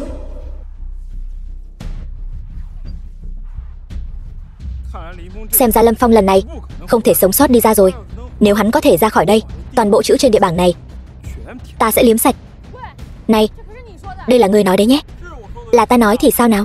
Đã vào trong lâu như vậy rồi, hắn đoán chừng sớm đã bị phân thân của lão tổ Hoàng Hà nghiền nát rồi. Ta... Đúng vậy, chắc chắn sớm đã ngủ ở bên trong rồi.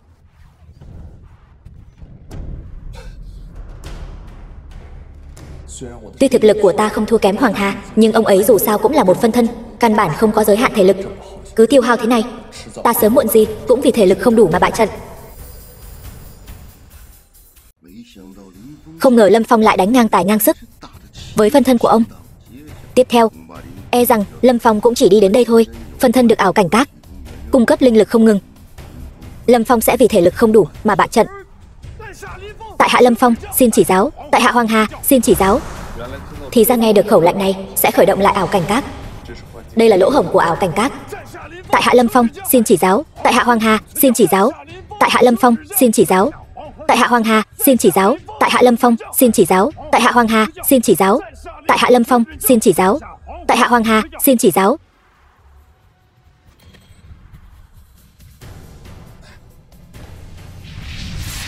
Mọi người mau đến xem, Lâm Phong đã vượt qua lão tổ Hoàng Hà rồi. Thật không thể ngờ được. Ôi trời đất, thiên tư tuyệt thế đến mức nào mới có thể khiến bảng xếp hạng Thái Hư bảng ngàn năm qua bị quét sạch chứ? Sao có thể chứ? Đây rõ ràng là gian lận mà. Thường ngôn đạo, binh bất yếm trá. Có thể thắng được phân thân của ta thì chứng tỏ hắn có tiềm năng vô hạn. Đúng là một kỳ tài. Lâm Phong vậy mà lại đánh bại phân thân của lão tổ Hoàng Hà rồi. Đây, ngươi, lại đây, liếm sạch nó cho ta. Ngươi không phải nói sư huynh ta còn sống thì ngươi sẽ liếm sạch nó sao? Ngươi liếm sạch nó cho ta. Ta liếm mà, ta sai rồi. Ngươi quá xảo quyệt, dám lợi dụng lỗ hổng của phân thân. Ngươi có nói không được lợi dụng lỗ hổng đâu. Gọi đệ nhất của các ngươi ra đây cho ta. Ta muốn khiêu chiến với Vĩnh Hằng Đại Đế. Ta phải sửa chữa lỗ hổng rồi. Ảo cảnh các tạm dừng mở cửa. Cũng tốt. Hiện tại với thực lực của ta, đánh hạng 5 đã khó khăn như vậy rồi.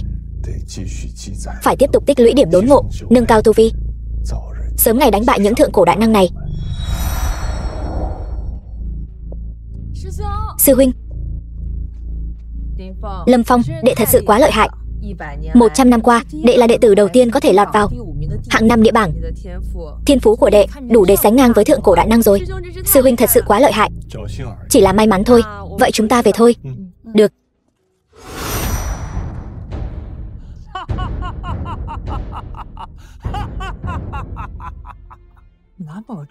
Mã Bảo chân nhân, sao hắn lại đến đây? Sư huynh liên tiếp làm bị thương hai vị ái đồ của hắn, lại đá hắn ra khỏi bảng xếp hạng Thái Hư.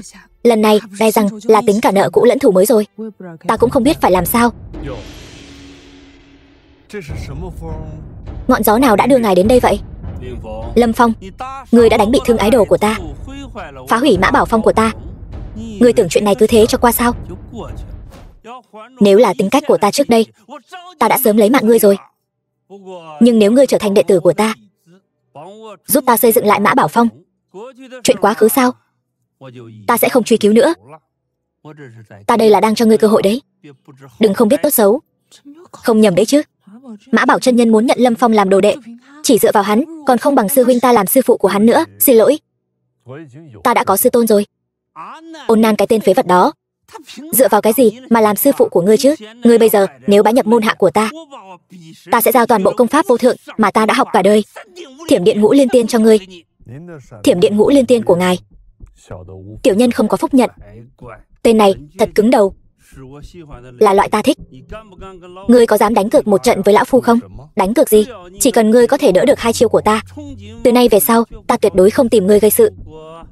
Nếu ngươi không đỡ được, ngươi quỳ xuống dập đầu bái ta làm sư phụ. Mã Bảo chân nhân, ngài đã là cảnh giới đại thừa, còn Lâm Phong chẳng qua mới trúc cơ sơ kỳ. 2 người chênh lệch nhiều cảnh giới như vậy, sao có thể so tài được? Đúng vậy, ngươi yên tâm, ta tuyệt đối sẽ không lấy lớn hiếp nhỏ. Ta sẽ không dùng Thiểm Điện Ngũ Liên Tiên, ta sẽ áp chế cảnh giới, chỉ dùng một công pháp nhập môn, Tiếp Hóa Phát, để đối phó hắn. Tiếp Hóa Phát hình như là công pháp Mã Bảo chân nhân tự mình luyện tập khi còn ở trúc cơ kỳ. Công pháp này dựa vào việc lắc lư cơ thể để dùng khí ngự lực, từ đó có thể bộc phát ra uy lực cực lớn. Đây cũng là hình thái ban đầu của Thiểm Điện Ngũ Liên Tiên. Nghe nói năm đó hắn chỉ dựa vào chiêu này đã đánh bại một lực sĩ đến từ đại lục Anh Cách, nặng gần 250 kg. Mã Bảo chân nhân, ngài tuy áp chế cảnh giới, nhưng cũng là trúc cơ kỳ viên mãn. Hơn nữa ngài có kinh nghiệm gần ngàn trận chiến đấu, cùng với các loại thần công gia trì, như vậy sao có thể coi là công bằng? Vô vị. Không bằng thế này, nếu ta không đỡ được 2 chiêu của ngài, ta lập tức dập đầu bái sư. Nhưng nếu ta đỡ được, ngài bái ta làm sư phụ, thế nào? Sư huynh thật sự làm theo lời ta nói rồi. Với thực lực của Mã Bảo chân nhân, đối với Lâm Phong đang ở trúc cơ sơ kỳ mà nói, đó quả thực là tai họa diệt đỉnh. Mà một khi hắn nghiêm túc, Lâm Phong thật sự sẽ gặp nguy hiểm. Lão đầu, ngài có dám chơi không? Có khí phách. Ta thích dáng vẻ ngông nghênh bất tuân này của ngươi. Làm đồ đệ của ta chính là phải có một trái tim chinh phục tất cả. Ai là đồ đệ của ai, bây giờ còn chưa nói chắc được. Lâm Phong, ta thật nóng lòng muốn thấy ngươi quỳ xuống gọi ta một tiếng sư phụ. Đến đây. Tiếp. Uy áp khủng khiếp như vậy, gần như hủy thiên diệt địa rồi. Đúng vậy, quá đáng sợ. Hóa.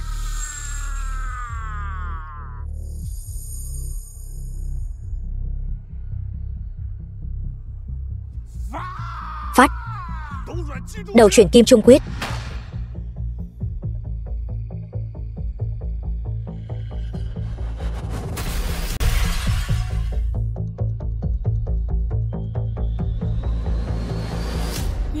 Đối mặt với khí lực cuồng bạo như vậy, không ngờ sư huynh thật sự đỡ được.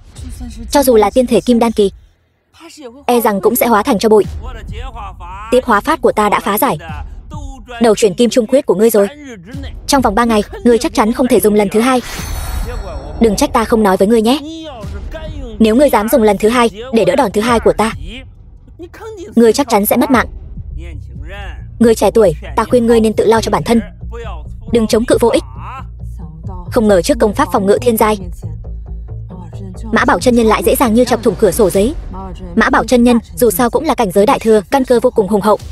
Mặc dù hắn đã áp chế cảnh giới, nhưng cũng tương đương với một người trưởng thành, dùng một tay đánh đứa trẻ.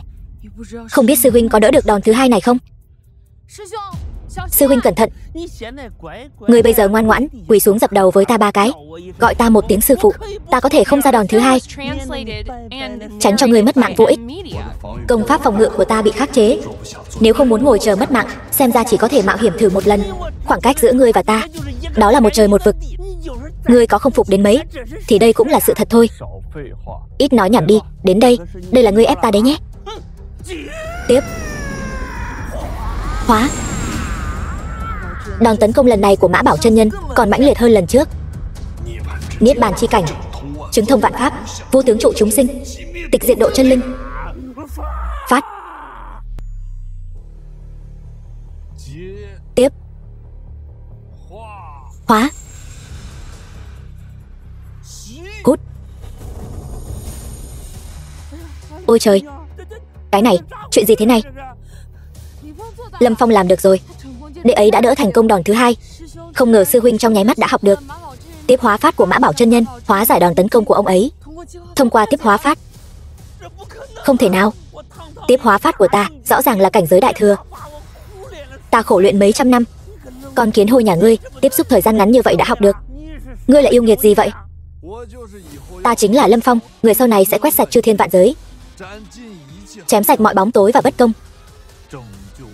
Là Lâm Phong sẽ cứu vớt vạn vật. Chúng sinh. Hai chiêu đã qua, đã cược thì phải chịu thua. Quỳ xuống gọi sư phụ đi. Ta khinh, đúng vậy. Ngài đường đường là một chân nhân cảnh giới đại thừa, sẽ không định giở trò quỵt nợ chứ? Đùa hả?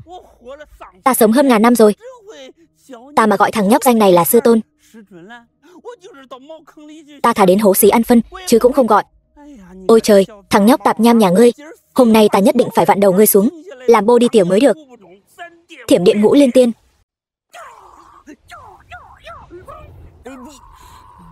Không ngờ Mã Bảo chân nhân lại dùng thiểm điện ngũ liên tiên cảnh giới đại thừa. Lâm Phong, mau chạy đi, sư huynh cẩn thận.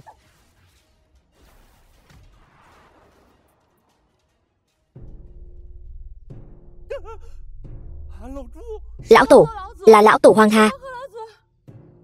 Mã Bảo, tiểu bối nhà ngươi thật không an phận, lại ra ngoài gây chuyện. Tiểu bối không dám nữa. Nếu đã lập giao ước với Lâm Phong thì nên chịu thua, thực hiện lời hứa. Sao lại lật lọng, không chịu bái sư? Chúng ta chỉ đùa thôi mà, đúng không Lâm Phong? Còn không mau bái sư. Tuân lệnh.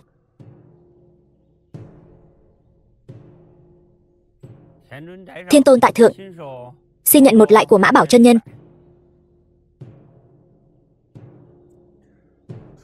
Đồ nhi, mau đứng dậy đi. Ngươi cút sang một bên đi. Ngoan. Lão tổ, nếu không có gì nữa, tiểu bối xin phép đi trước. Khoan đã, còn một chuyện nữa. Mã Bảo, người thân là tu sĩ cảnh giới đại thừa, lại ỷ mạnh hiếp yếu. Chuyện này đáng tội gì đây? Tiểu bối chỉ lần này thôi. Tiểu bối xin hứa không có lần sau, được không? Tiểu bối không dám nữa.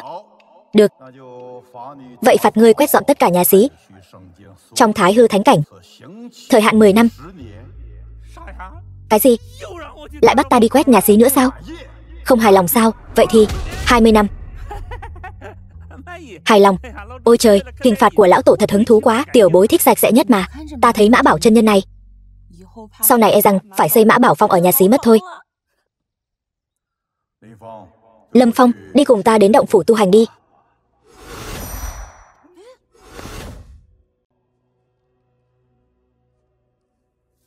Lão tổ, miễn lễ. Hôm nay gọi ngươi đến đây là muốn truyền cho ngươi một bộ công pháp. Cầm lấy đi. Khí hải quy khư quyết. Không tệ, khí hải của ngươi lớn như vậy. Muốn ngưng kết thành kim đan cần tốn hàng ngàn năm thời gian. Có khí hải quy khư quyết rồi, có thể quán thông kinh mạch của ngươi, tăng tốc độ vận chuyển khí hải, từ đó đạt đến hiệu quả khí tụ thành nước, nước ngưng thành đan. Không chỉ vậy, người bình thường nhiều nhất chỉ có thể ngưng kết thành một viên kim đan. Còn ngươi dựa vào khí hải mạnh mẽ như vậy, thậm chí có thể ngưng kết thành vài viên kim đan. Vài viên kim đan. Lão tổ, dùng pháp quyết này của ngài xong cần bao lâu mới có thể ngưng thành được? Nếu luyện đến cảnh giới tiểu thừa, trong vòng 50 năm là đủ. Nếu muốn đạt đến cảnh giới đại thừa, 10 năm là đủ. 10 năm đối với con vẫn còn quá lâu. Vậy nếu là cảnh giới viên mãn thì sao? Muốn đạt đến cảnh giới viên mãn, nửa năm là có thể ngưng tụ khí hải. Tuy nhiên, nhìn khắp Bắc Minh Đại Lục, ngoài ta và Vĩnh Hằng Đại Đế Lâm Chân Chiêu ra, không còn ai khác. Huống hồ khí hải của ngươi vô cùng khổng lồ, gấp 10 lần người bình thường. Có thể đạt đến cảnh giới đại thành đã là kỳ tích rồi. Xích Nguyệt Xào Huyệt nửa năm nữa sẽ mở ra. Sư tôn nói ở đó cường địch rất nhiều. Muốn thoát ra khỏi vòng vây ở Xích Nguyệt Xào Huyệt, mình nhất định phải ngưng luyện khí hải, trở thành kẻ mạnh nhất lịch sử. Lâm Phong, đừng tham tốc độ. Chính như câu nói, suối nhỏ dù ít cũng thành sông lớn. Nếu ngươi có thể hạ quyết tâm kiên trì bền bỉ, ta nghĩ trong vòng 10 năm, ngươi nhất định có thể ngưng tụ khí hải.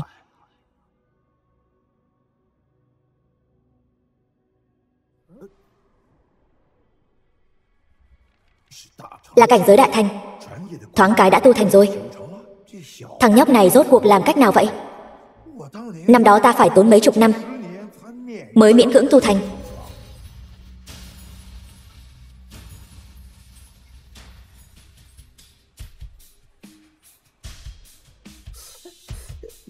Pháp nhãn của ta bị che mờ rồi. Cho dù vậy, tu luyện khí hải quy khư quyết cần tiêu hao lượng lớn linh lực để vận chuyển khí hải. Tốc độ vận chuyển càng nhanh, linh lực tiêu hao càng nhiều. Cứ tiếp tục thế này, không quá nửa canh giờ, linh lực của nó sẽ cạn kiệt sớm, dẫn đến kiệt sức ngất xỉu. Tu luyện đến cảnh giới viên mãn chỉ là si tâm vọng tưởng. Như vậy cũng tốt, ít nhất cũng để nó hiểu rõ hậu quả của việc nóng vội cầu thành. Nó lại lợi dụng cảnh giới của Niết Bàn Kinh để dẫn động linh khí trời đất, từ đó để trời đất vận chuyển khí hải cho nó. Cứ như vậy, khí hải sẽ liên tục vận chuyển không ngừng nghỉ. Đã đạt đến cảnh giới viên mãn rồi. Lâm Phong đúng là kỳ tài. Đây là thời khắc mấu chốt để ngưng luyện khí hải. Ngươi phải toàn tâm toàn ý, tập trung tinh thần. Ta sẽ canh giữ cửa động, hộ pháp cho ngươi.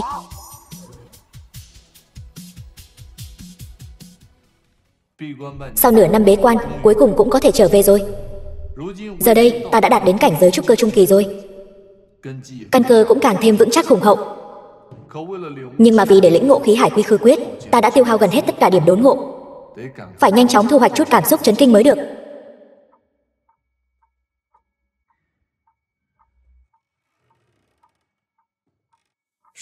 Sư muội, sao lại lén lút thế này?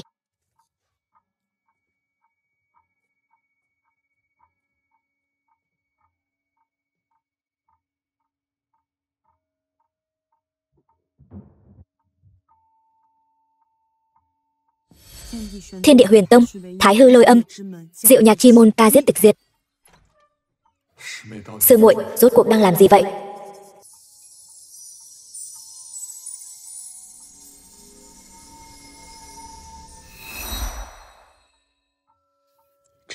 Trầm tịch lâu như vậy, cuối cùng cũng để ta lấy được rồi. Không hổ là nữ ma tôn của Ma La Thánh Cảnh. Quả nhiên không làm ta thất vọng mà. Đưa ca diếp bồ đề cho ta. Nhiệm vụ của ngươi coi như hoàn thành rồi.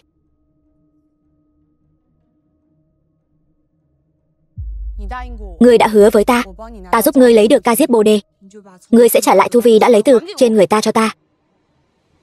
Đương nhiên, quân tử nhất ngôn, tứ mã nan truy. Sư huynh, mau đi, đừng hòng làm hại sư huynh của ta, yếu ớt như vậy còn muốn diệt ta. Sư muội, là hắn. Còn có phụ mẫu của ta, họ đang ở đâu? Họ sống tốt lắm, đều đang chờ ngươi trong mộ đó. Ngươi đã hứa với ta, ta giúp ngươi hoàn thành nhiệm vụ là có thể gặp được họ. Bây giờ ta lấy mạng ngươi, là cả nhà các ngươi có thể đoàn tụ rồi. Ti tiện, ta sẽ lấy mạng ngươi. Chỉ bằng con kiến hôi như ngươi cũng đòi lấy mạng ta sao? Đi gặp Diêm Vương đi. Băng Sơn Quyền. Sư muội, sư huynh, người này đã bước vào độ kiếp cảnh rồi. Huynh đánh không lại hắn đâu. Huynh đi mau đi, đừng quan tâm ta.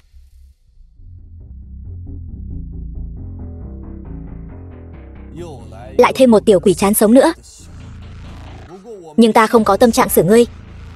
Nếu biết điều thì mau cút đi.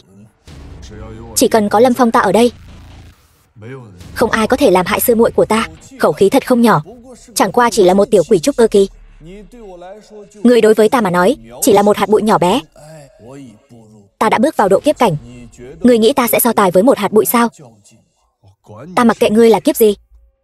Lâm Phong ta chính là kiếp của ngươi. Hôm nay ta muốn tự tay xử ngươi. Sư huynh cẩn thận. Băng Sơn Quyền.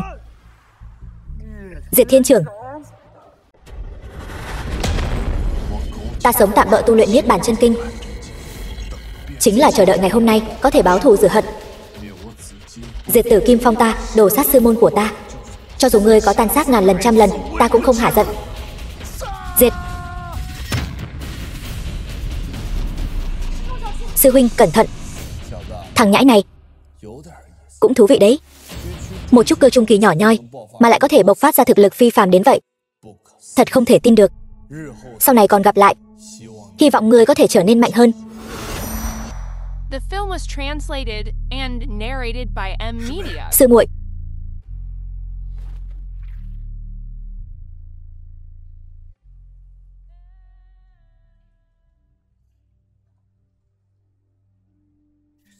Sư huynh.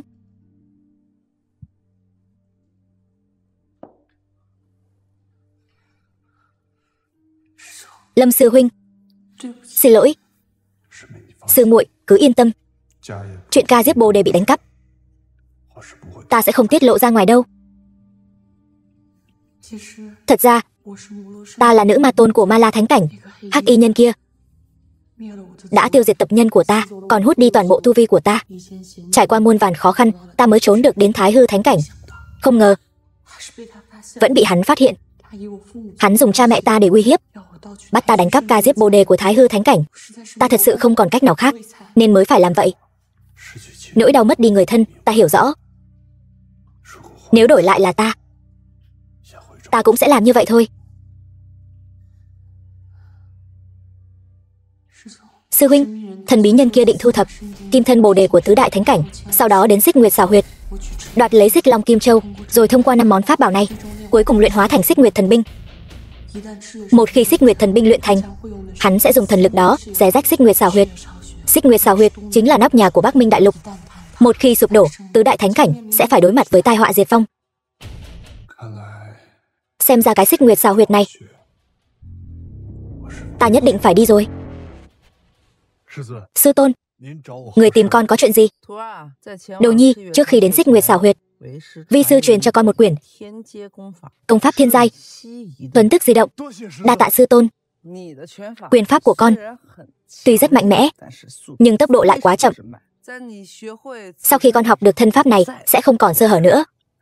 Con tuy rằng thiên phú dị bẩm, nhưng đây là công pháp thiên giai thượng phẩm, vô cùng huyền diệu. Vi sư đây cũng phải mất hơn 10 năm mới luyện thành thân pháp này. Con đó trở nên nóng vội.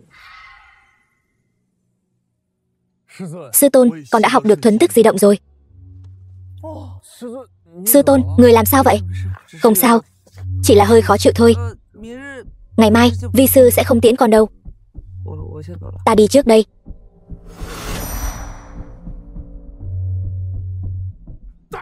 Dám đắc tội Côn Lôn thần tử ta.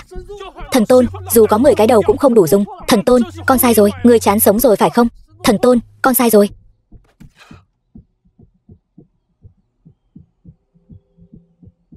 Giữa thanh thiên bạch nhật mà dám cậy thế hiếp người. Không ngờ Côn Lôn Thánh Cảnh lại là một đám người hèn hạ. Thật là không biết tự lượng sức mình. Con nhóc kia dám sỉ nhục Côn Lôn Thánh Cảnh ta. Láo xược. Đối đãi với cô nương sao có thể thô lỗ như vậy? Thân là một Côn Lôn thần tử, lại đi ức hiếp một kẻ yếu, không sợ bị người khác chê cười sao? Là do hắn có mắt như mù, đụng phải bổn thân tử, đáng lẽ phải xử tử. Nhưng mà cô nương, nể mặt cô nương, bổn thân tử có thể đại phát từ bi tha cho hắn. Nhưng mà ta có một điều kiện. Cô nương có dung nhan tuyệt sắc như vậy, không biết có nguyện ý làm nữ nhân của bổn thần tử không? Nếu ta sau này chứng đắc đại đạo, ta cũng bảo đảm ngươi sẽ trở thành thánh nhân một phương. Chỉ dựa vào ngươi, nằm mơ giữa ban ngày. Nữ nhân mà bổn thần tử nhìn chúng chưa bao giờ không có được. Mơ đi. Rượu mời không uống lại muốn uống rượu phạt, vậy thì đừng trách ta không khách khí.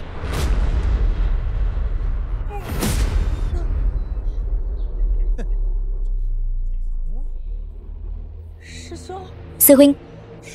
Sư muội, sao muội lại đến đây? Không phải đã bảo muội ở lại thánh cảnh dưỡng thương sao? Thương thế của ta đã tốt hơn phân nửa rồi. Không sao đâu, họa này là do ta gây ra. Không thể để một mình huynh đến xào huyệt mạo hiểm. Này, nhìn xem, lại có người đến rồi. Tiểu nhân hèn mọn, dám tranh nữ nhân với bổn thần tử. Chẳng lẽ ngươi không muốn sống nữa sao? Tạ lỗi với sư muội của ta đi. Ta là Côn Lôn thần tử cao quý, Thái Hư thánh chủ của các ngươi gặp ta cũng phải nhường ta 3 phần. Một kẻ vô danh tiểu tốt, ngươi tính là cái thá gì? Thật là không biết tự lượng sức mình, còn bảo thần tử xin lỗi ngươi. Sư huynh, bỏ đi. Côn Lôn đại lục là thánh cảnh xếp thứ 2 của đại lục này. Côn Lôn thần tử Lý Tư Văn đã sớm bước vào kim đan sơ kỳ, thực lực phi phàm. Trước khi tiến vào Xích Nguyệt Xào Huyệt, chúng ta không cần thiết phải trêu chọc bọn họ. Muội nói có lý. Thêm một chuyện không bằng bớt một chuyện. Việc cấp bách của chúng ta bây giờ vẫn là phải đi đến trung tâm Xào Huyệt, tìm được Xích Huyệt Thần Châu, không nên rước thêm phiền phức này. Nhiệm vụ mới nhất: đánh bại tu sĩ kim đan sơ kỳ, thưởng 10 điểm đốn ngộ. Đánh bại tu sĩ kim đan trung kỳ, thưởng 20 điểm đốn ngộ. Đánh bại tu sĩ kim đan hậu kỳ, thưởng 30 điểm đốn ngộ. Đồ nhát gan vô dụng. Xem ra thần lực của bổn thần tử đã dọa vỡ mật các ngươi rồi nhỉ. Mau gắp đuôi, cút về nhà đi. Nếu ngươi đã vô lễ như vậy, vậy hôm nay ta sẽ dạy ngươi cách làm người tử tế, đánh cho ngươi phải tạ lỗi với sư muội của ta. Sư muội, tránh ra một chút. Ngươi chẳng qua chỉ là một con kiến hôi trúc cơ kỳ, còn dám ở trước mặt kim đan kỳ như ta mà la lối. Ngươi trong mắt ta đã là một cái xác rồi. Ta sao có thể tạ lỗi với người đã khuất? Ôi trời, cô nương, hay là thôi đi. Tên này lợi hại lắm. Hắn là thần tử đấy. Hay là xin lỗi đi thôi. Sư huynh của ta trời sinh quật cường, nhưng huynh ấy cũng có thực lực có thể đánh thắng. Cô nương, có tự tin là tốt, nhưng cũng phải có thực lực để địch lại. Bằng không, cũng chỉ là làm trò cười cho thiên hạ, tự rước lấy sỉ nhục. Thế này mà vẫn còn cứng miệng. Vô danh tiểu tốt, nếu có thể bị thần tử nhà ta một chưởng đánh tan xác thì cũng coi như là khoảnh khắc huy hoàng trong đời hắn rồi. Tuy nói tên vô danh tiểu tốt nhà ngươi căn bản không xứng để so sánh với thần tử như ta, nhưng nếu ngươi đã chán sống, vậy thì ta chỉ có thể thành toàn cho ngươi thôi.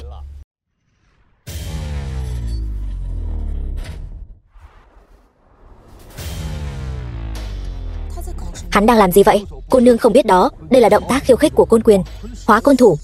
Thì ra thần tử Lý Tư Văn chính là đệ tử thân truyền của Thái Côn chân nhân sao? Nhìn vẻ mặt không chút biểu cảm của ngươi, chắc hẳn đã bị Hóa Côn Thủ của ta làm cho choáng váng rồi nhỉ. Vậy thì nhân lúc này chịu thua đi. Đầu chuyển kim trung quyết. Sao hắn lại đỡ được quyền của Lý Tư Văn? Cái này, thằng nhóc này sao lại có thực lực kinh người như vậy, lại có thể ngang sức ngang tài với Côn Lôn thần tử. Một kẻ vô danh tiểu tốt còn con lại có thể chống đỡ được Hóa Côn Thủ của ta, cũng coi như có chút tư chất. Ngươi chơi đủ chưa? Đến lượt ta rồi nhỉ. Hắn còn dám ra tay. Băng Sơn Quyền. Ta né. Băng Sơn Quyền. Ta né.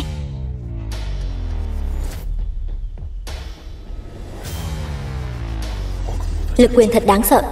Vừa nãy nếu như ta không né kịp, chắc chắn ta đã mất mạng ngay tại chỗ. Hắn rốt cuộc là ai? Trong tứ đại thánh cảnh chưa từng nghe nói đến người này. Con kiến hôi, ta ghét cái vẻ mặt thanh cao của ngươi rồi đó. Xem ra ta không dùng chiêu tuyệt kỹ, ngươi sẽ không thấy quan tài không đổ lệ. Thái Côn chân nhân, ban cho con sức mạnh.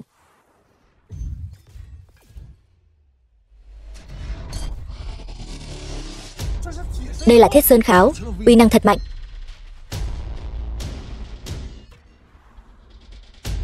Thập trọng Băng Sơn Quyền. Băng Sơn Quyền.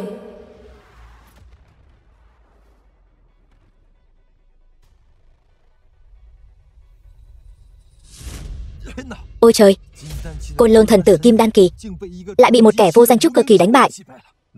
Chẳng lẽ là Lâm Phong của Thái Hư thánh cảnh? Thật sự là hắn sao? Ngươi dùng quyền pháp gì vậy? Ngươi muốn học sao?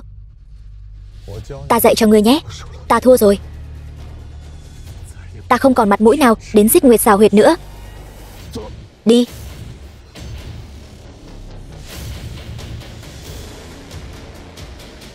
Sư huynh, huynh xem, thiên tài của các thánh cảnh lớn đều đến rồi. Tránh ra.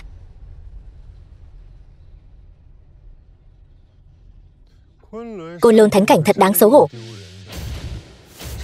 Cửa Xào Huyệt còn chưa vào được, đã bị phế vật trúc cơ kỳ của Thái Hư thánh cảnh đánh bại. Thiên tài mạnh nhất của Hỗn Nguyên thánh cảnh, Dịch Thủy Hàn, nghe nói hắn đã đạt đến cảnh giới kim đan hậu kỳ rồi, là yêu nghiệt tuyệt thế trăm năm khó gặp. Đánh bại một kim đan kỳ thôi mà. Khi ta ở thành Sa Ba Khắc, có vô số linh hồn kim đan kỳ dưới lưỡi đao. Cái gì? Ngay cả vương tử của tinh linh ám dạ cũng đến rồi. Truyền thuyết nói họ đến từ thụ thế giới, bộ lạc Thái Dương tỉnh. Thần pháp siêu phàm, kiếm pháp xuất thần nhập hóa.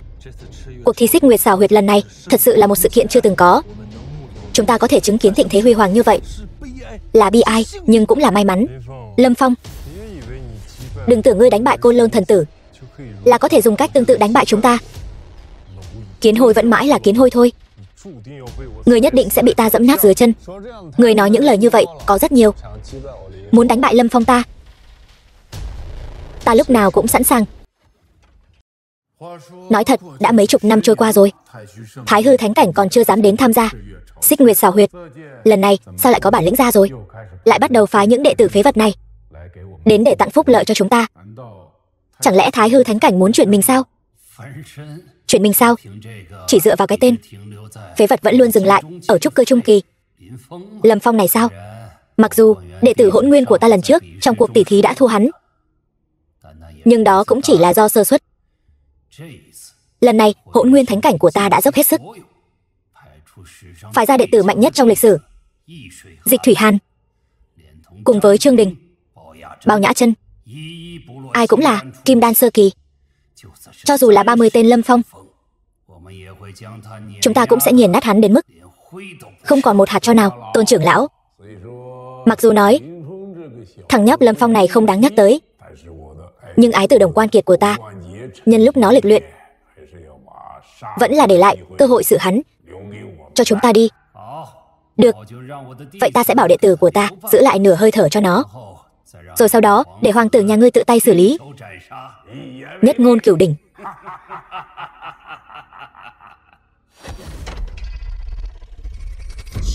Xích nguyệt xảo huyệt đã mở ra rồi. Xích nguyệt ác ma là ma quái bán bộ nguyên anh. Đến lúc đó nếu đánh không lại thì chạy thôi. Không thể chạy, nhất định phải đánh bại hắn và kéo đến xích nguyệt sơn. Bọn họ muốn tranh thủ bay vào xảo huyệt trước, rồi sau đó ám sát và mai phục những người phía sau. Sư huynh, chúng ta không kịp rồi, mau đi. Sư huynh, đây chính là xích nguyệt xảo huyệt, chúng ta đi thôi. Khoan đã, còn có 2 vị bằng hữu đang đợi chúng ta ở đây.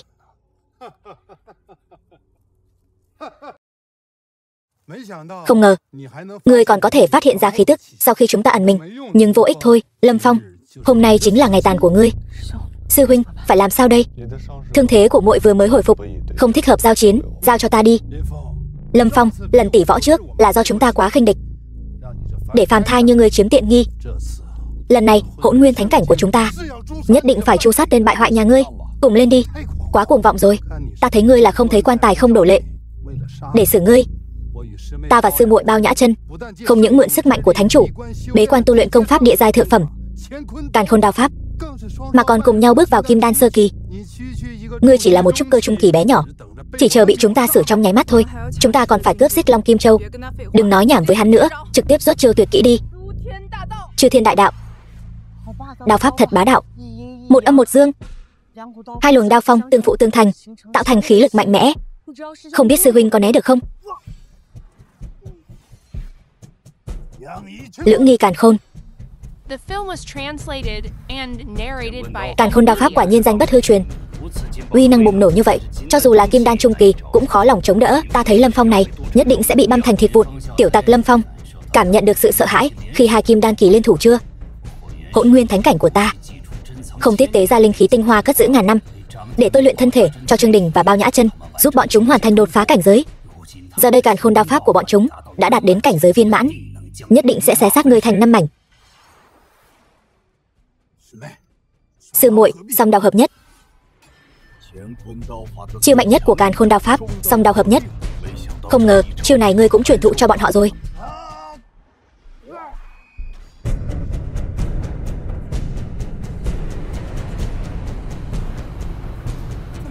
Sao có thể? Ta và sư huynh bế quan khổ tu Càn Khôn Đao Pháp nửa năm, gần như có thể chém đôi cả Hoa Sơn rồi, giờ lại bị ngươi dễ dàng đỡ được như vậy.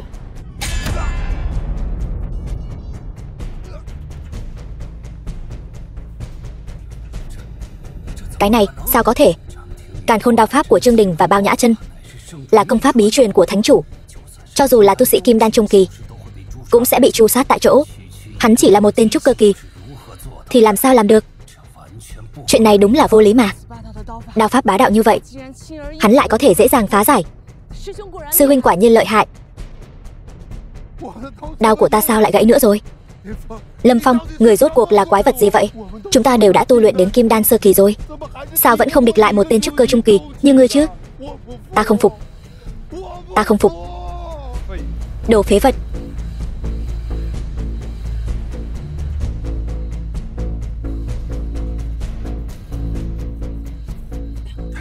Đại sư huynh.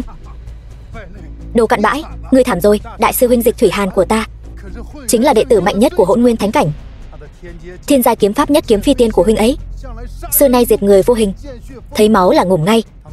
Khi huynh ấy rút kiếm ra, ngươi đã là một thi thể không toàn thây rồi. Sư đệ, ta đã nói rồi mà, đừng so sánh ta với rác rưởi. Nếu đệ thật sự muốn nịnh hót ta, vậy ta sẽ nhanh chóng chém tàn xác hắn, cho đệ một cơ hội có thể nịnh hót đại sư huynh. Cái này còn đáng mừng hơn cả việc lấy được Xích Long Kim Châu. Cút ngay. Ngươi có biết danh hiệu của ta trong giới tu tiên là gì không? Không biết, cũng không muốn biết. Nhưng ta cứ nói cho ngươi biết đấy. Danh hiệu của ta trong giới tu tiên gọi là Nhất Kiếm Tiên. Trong 100 năm nay, chưa từng có ai khiến ta phải dùng đến chiêu kiếm thứ hai, diệt con kiến hôi như ngươi. Một kiếm là đủ. Kiếm khí này quả nhiên lợi hại, thật là lạnh lẽo thấu xương. Sư huynh cẩn thận, khí thế hủy thiên diệt địa này không hổ là tuyệt thế thiên kiêu của Hỗn Nguyên Thánh Cảnh.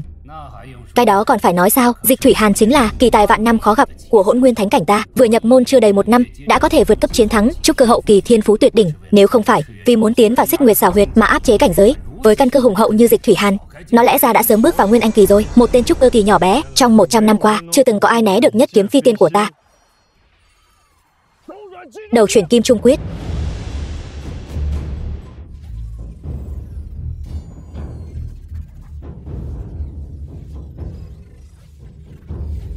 Thực lực kim đan hậu kỳ quả thật rất mạnh, đáng tiếc ta còn mạnh hơn. Niết bàn thể.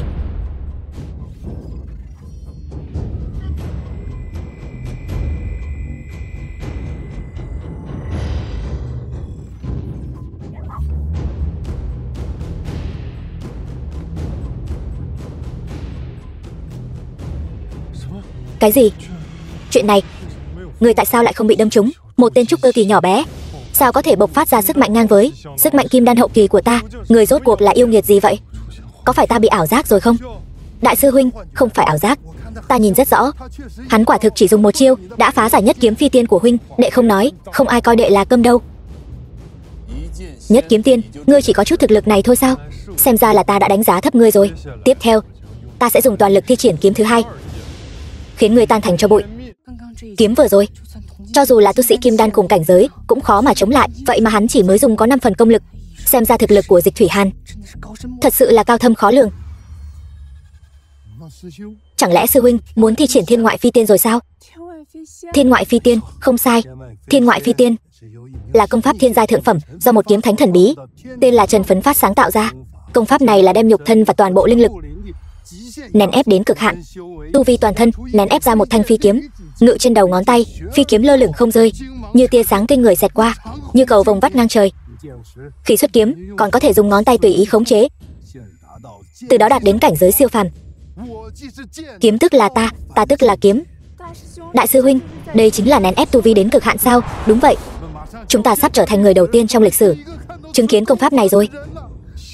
Tên tạp chủng trúc cơ kỳ nhỏ bé, trước khi ngủm còn có thể nhìn thấy thiên ngoại phi tiên của ta. Người thật đúng là hồng phúc tề thiên. Để mạng lại đi. Thì ra áo nghĩa của thiên ngoại phi tiên là thông qua nén ép tu vi toàn thân hóa thành phi kiếm đầu ngón tay, không chỉ có uy lực vô cùng, hơn nữa còn có thể tùy ý bay theo ngón tay. Đối thủ gần như không thể né tránh công kích của phi kiếm. Thật là đáng sợ. Sư huynh mau chạy đi. Áo nghĩa cao nhất của kiếm pháp không phải là dùng khí ngự kiếm, mà là tuân theo thiên địa đại đạo, từ đó đạt đến cảnh giới siêu phàm, vạn vật đều có thể là kiếm. Không ngờ khả năng lĩnh ngộ của Dịch Thủy Hàn sớm đã sánh ngang với kiếm thánh thượng cổ rồi. Chiêu thiên ngoại phi tiên này là đem cỏ cây cùng với gió hóa thành vạn kiếm vô ảnh.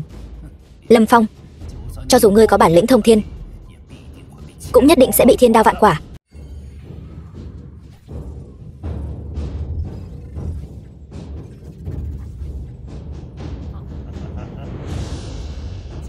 Sao lại chậm thế? Cứ né tránh thế này cũng không phải là cách. Với tốc độ thân pháp hiện tại của ta, né những lưỡi kiếm sắc bén còn có chút khó khăn, huống chi là tiếp cận hắn. Nhưng cũng không thể ngồi chờ ngủm. Hệ thống, đốn ngộ một lần dịch chuyển thần tốc. Tiêu giao càn khôn, vạn pháp tùy hành, thiên cao địa bá, đấu chuyển lưu tinh. Thì ra là vậy. Ta đã lĩnh ngộ rồi. Bỏ mạng đi. Uy năng khủng bố như vậy, giống như cơn bão tu du càn quét thiên giới. Nếu cứ như vậy đâm vào người sư huynh, e rằng sẽ tan xương nát thịt mất.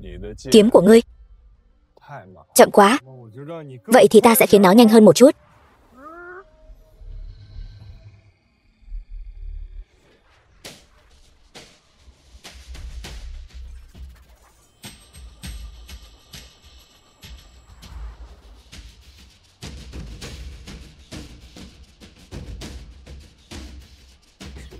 Cái gì? Bách trọng băng sơn quyền.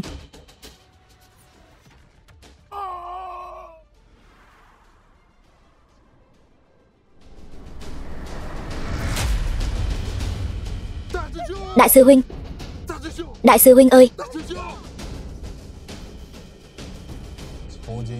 Từ nay về sau, chỉ cần có Lâm Phong ta ở đây, Hỗn Nguyên thánh cảnh các ngươi đừng hòng bắt nạt đệ tử Thái Hư chúng ta nữa. Sư muội, chúng ta đi thôi.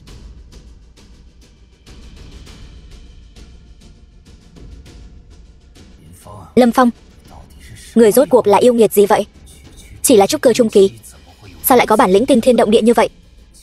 Ngay cả thiên tài mạnh nhất Hỗn Nguyên thánh cảnh ta là Dịch Thủy Hàn cũng không địch lại ngươi.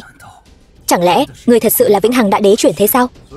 Tôn trưởng lão, xem ông sợ hãi kìa. Người này đánh bại Dịch Thủy Hàn chẳng qua là may mắn thôi. Con trai ta chỉ cần động ngón tay là có thể đè bẹp hắn.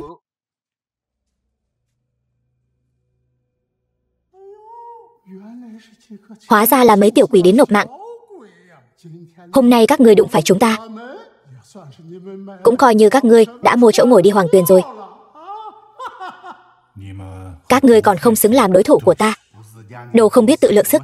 Chúng ta cố tình áp chế cảnh giới trúc cơ kỳ, nhưng thực tế đã tu luyện hơn ngàn năm rồi. Tu sĩ kim đan kỳ trong mắt chúng ta cũng chỉ là đồ chơi thôi. Vậy ta thật sự muốn được mở mang tầm mắt. Vậy hôm nay ta sẽ cho ngươi ngủ một cách rõ ràng.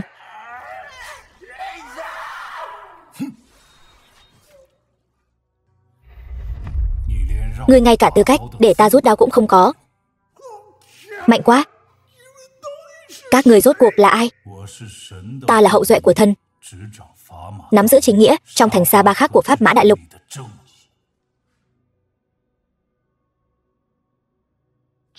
Thảo huyết kỳ lân này không thể để bọn họ lấy được.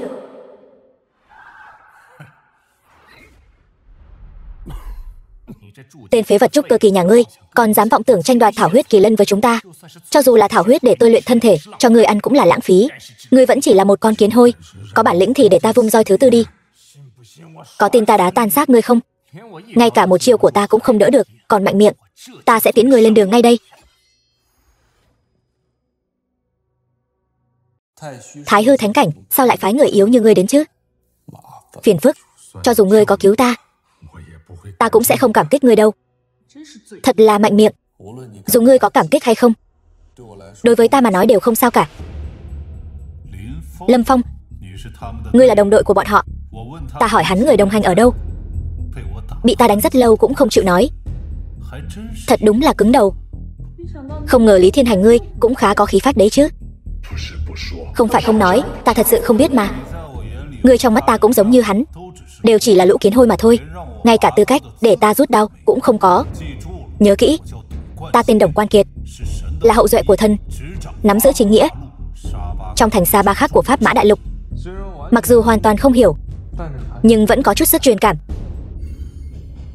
Tiếp chiêu.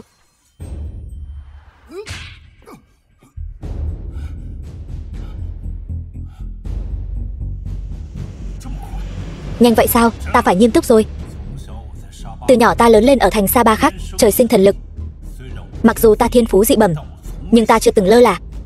Để nâng cao cảnh giới, ta đã đến Tử Vong Thung Lũng để rèn luyện, thậm chí còn đi qua Hắc Ám Địa Đới, đã từng đồ sát xúc Long Thần.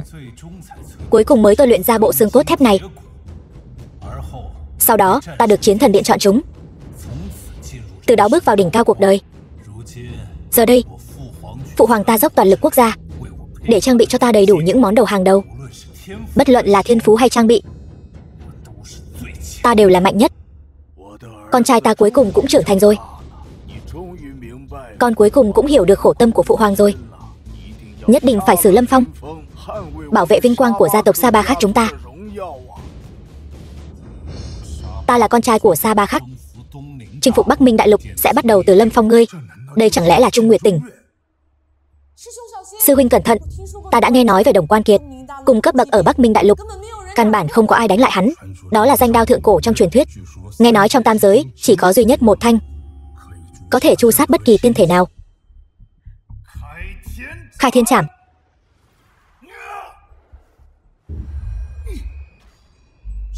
Cái gì? Luyện thể của Lâm Phong lại có thể đạt đến cực cảnh như vậy, có thể tay không đỡ lấy Trung Nguyệt Tỉnh. Cái này cũng quá nghịch thiên rồi. Xem ra Trung Nguyệt Tỉnh cũng chỉ có thế thôi. Trung Nguyệt Tỉnh của ta, sao có thể? Cái này ngay cả nhục thân kim đan kỳ viên mãn cũng có thể một đao chém nát. Xem ra tu hành của ngươi vẫn chưa đủ.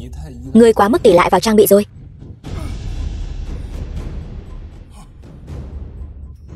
Sao vậy? Cơ thể của ta sao không động đậy được nữa rồi? Không ngờ tới đúng không? Ngay vừa rồi khi ta chém về phía ngươi, đã lén dùng nhẫn tê liệt với ngươi. Nhẫn tê liệt. Nhẫn tê liệt là một loại linh bảo cực kỳ âm hiểm. Một khi vận dụng ra, có thể khiến đối phương sản sinh hiệu quả tê liệt, khiến đối thủ không thể điều động linh lực, không thể nhúc nhích. Không ngờ con trai của Sa Ba Khắc lại ti tiện như vậy.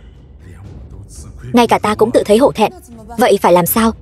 Sư huynh chẳng phải rất nguy hiểm sao? Không ngờ nhẫn tê liệt lại có uy lực như vậy. Bây giờ thằng nhóc này e rằng khó thoát rồi. Tiểu tặc vô dụng của Thái Hư Thánh Cảnh, còn muốn địch lại ái tử được ta trang bị thần cấp sao? Đúng là nằm mơ giữa ban ngày. Con trai cứ thoải mái vận dụng trang bị đi, cho hắn xem thực lực thật sự của gia tộc Sa Ba Khắc chúng ta.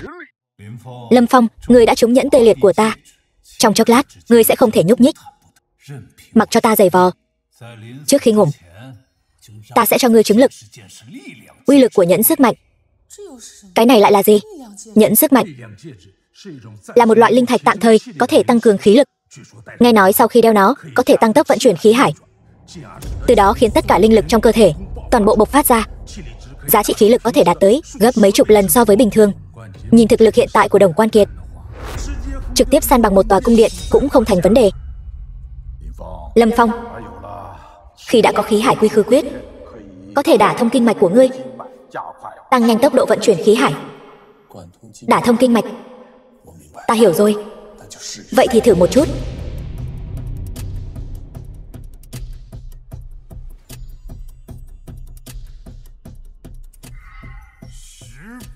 Khai Thiên Trảm gấp 10 lần.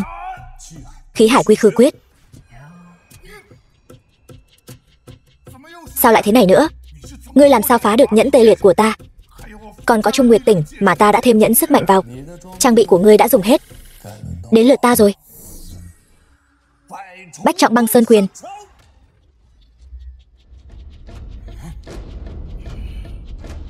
Quyền pháp của ngươi tuy mạnh, nhưng ngươi vĩnh viễn không thể phá được Thiên Ma Bảo Giáp của ta.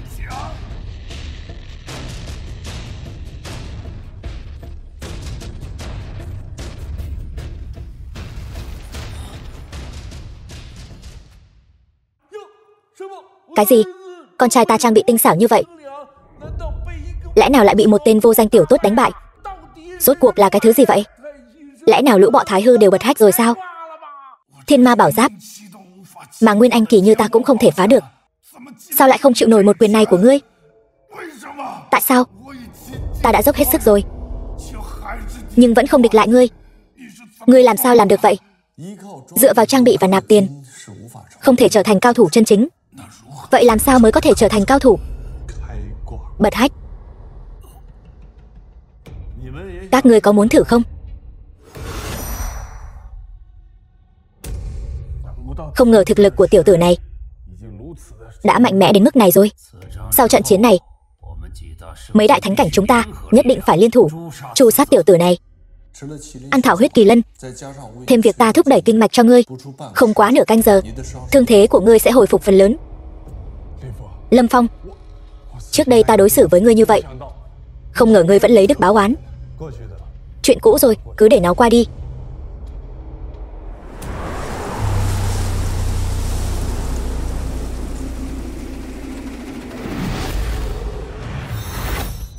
Sao không nhìn thấy gì nhỉ? Xích Nguyệt ác ma đã bố trí trận pháp trong Xích Nguyệt xảo huyệt. Nếu không phải siêu phàm thánh cảnh, chúng ta không thể nhìn trộm tình hình bên trong được. Xem ra Xích Nguyệt ác ma đã xuất hiện. Xích Nguyệt ác ma chỉ xuất hiện vào giờ ngọ. Nếu bỏ lỡ Xích Long Kim Châu thì sẽ không còn cơ hội nữa đâu. Các người mau đến trung tâm xảo huyệt đi, không cần lo cho ta. Đi thôi, người bảo trọng nhé. Lâm Phong, nhất định phải lấy được Xích Long Kim Châu, không thể làm mất mặt Thái Hư thánh cảnh chúng ta.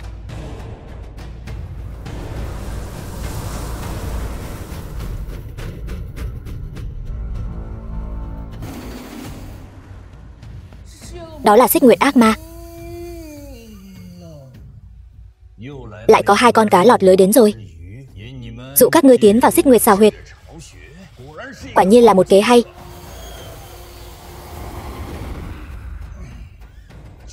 Vừa hay thiếu 2 ngươi. Đợi ta hút khô các ngươi. Vừa đủ 1 vạn linh hồn tu tiên giả. Đến lúc đó, Xích Nguyệt bất tử công của ta sẽ đạt đến cảnh giới viên mãn nhất.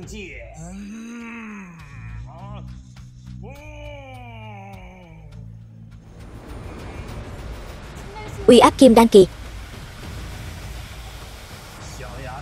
Tiểu nha đầu, vậy bắt đầu từ ngươi trước đi.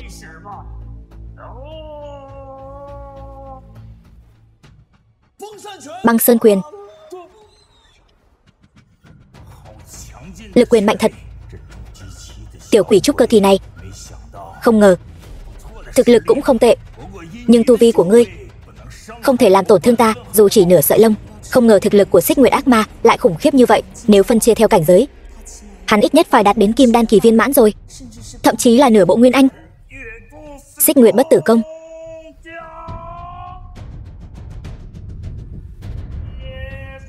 Niết bàn băng sơn quyền.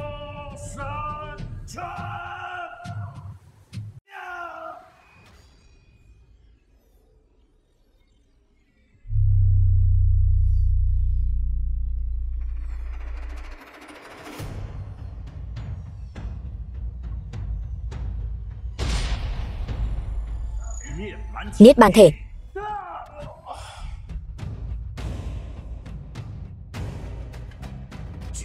Không ngờ còn có niết bàn thể. Nhớ lần trước gặp người có niết bàn thể vẫn là người ngươi nói là ai. Không ngờ ngươi lại không biết gì cả. Nhưng hôm nay ta cũng không thể để ngươi sống sót. Xích Nguyệt bất tử công.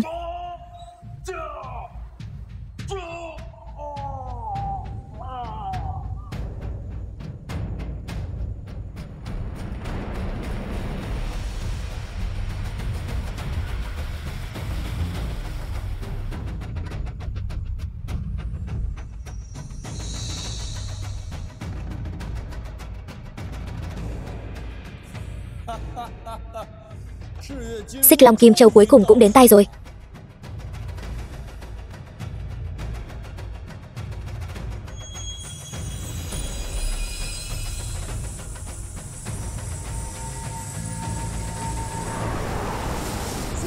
Tuyệt đối không thể để hắn luyện thành Xích Nguyệt thần binh. Sư muội, giao cho ta đi.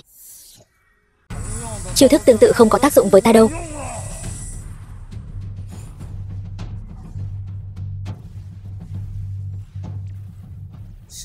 Không ngờ sư huynh lại kết hợp Thiểm Điện Quyết của Mã Bảo chân nhân với Băng Sơn Quyền, tạo thành Thiểm Điện Băng Sơn Quyền mới.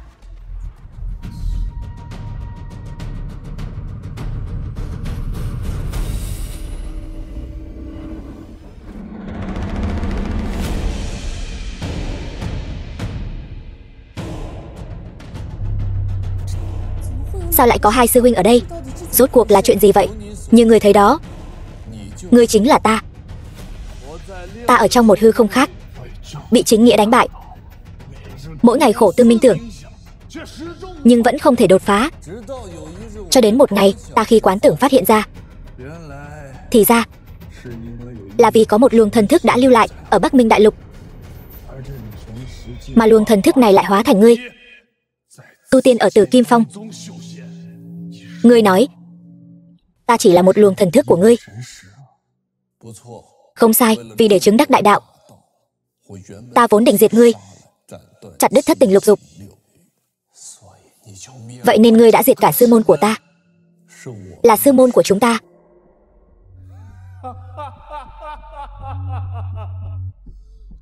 Nhưng sau này ta mới phát hiện ra, ngươi và ta từ trước đến nay vốn là một thể. Nếu diệt ngươi, ta cũng sẽ không tồn tại nữa. Chỉ có ngươi và ta cùng tồn tại, ta mới có thể thống trị chư thiên, chứng đắc đại đạo.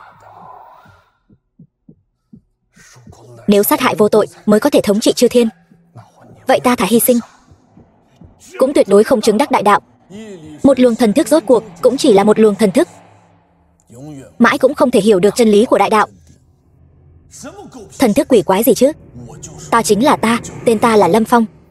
Lâm Phong cứu vớt vạn vật chúng sinh, đây mới là đại đạo ta muốn chứng đắc. Niết bàn thể nửa vời của ngươi, đối với ma la thể của ta mà nói, hoàn toàn là lấy trứng trọi đá. Khoảng cách giữa ngươi và ta cứ như cách mấy hư không vậy. Ngươi thật sự nghĩ có thể diệt được ta sao? Thật là ngu xuẩn hết sức.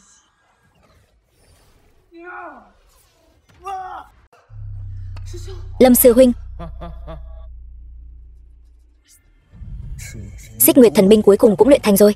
The film was translated and narrated Chỉ cần cắm nó vào trung tâm của cái ổ này, đến lúc đó, tứ cảnh thánh địa của đại lục này sẽ bị xé toạc ra làm 4.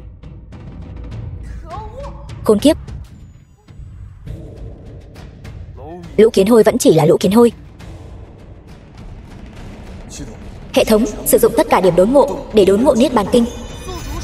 Ký chủ sử dụng tất cả điểm đốn ngộ Niết Bàn Kinh. Hệ thống nhắc nhở, điểm đốn ngộ còn.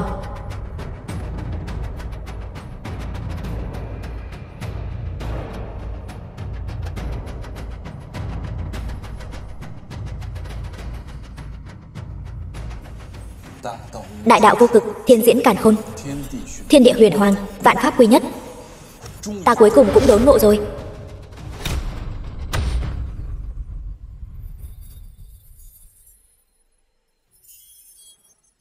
Sao có thể như vậy? Thời gian ngắn như vậy, sao ngươi lại có được Niết Bàn thể hoàn chỉnh?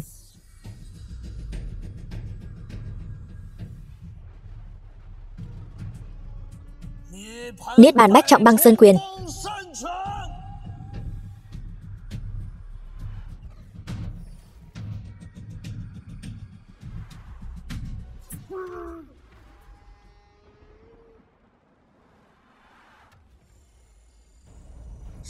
Không ngờ sư huynh đã đúc thành Niết Bàn thể hoàn chỉnh.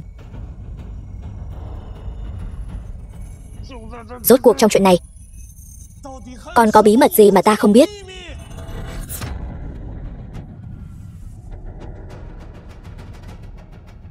Ta rốt cuộc là ai? Ngươi còn biết những gì nữa? Lâm Phong, bây giờ ngươi rất muốn diệt ta, nhưng ta biết điểm yếu của ngươi chính là sư muội ngươi, Tô Vãn Tình.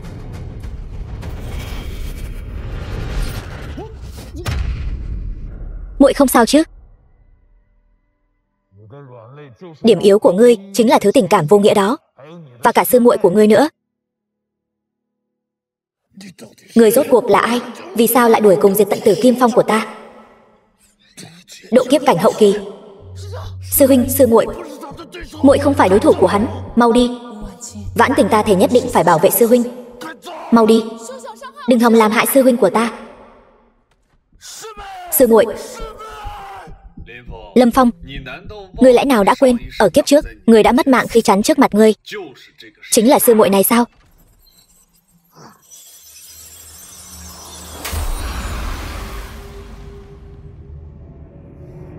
Lâm Phong, đến lúc đó tứ đại thánh cảnh sẽ bị hủy diệt toàn bộ.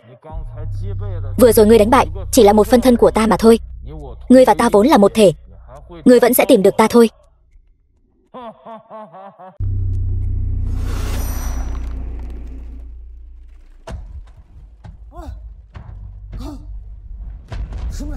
Sư muội, chuyện này là sao? Không hay rồi, vừa rồi hắn đã cắm Xích Nguyệt thần binh vào trung tâm ổ Xích Nguyệt, xuyên thủng vòng trời Bắc Minh đại lục. Nơi này sắp sụp đổ rồi, mau chạy đi.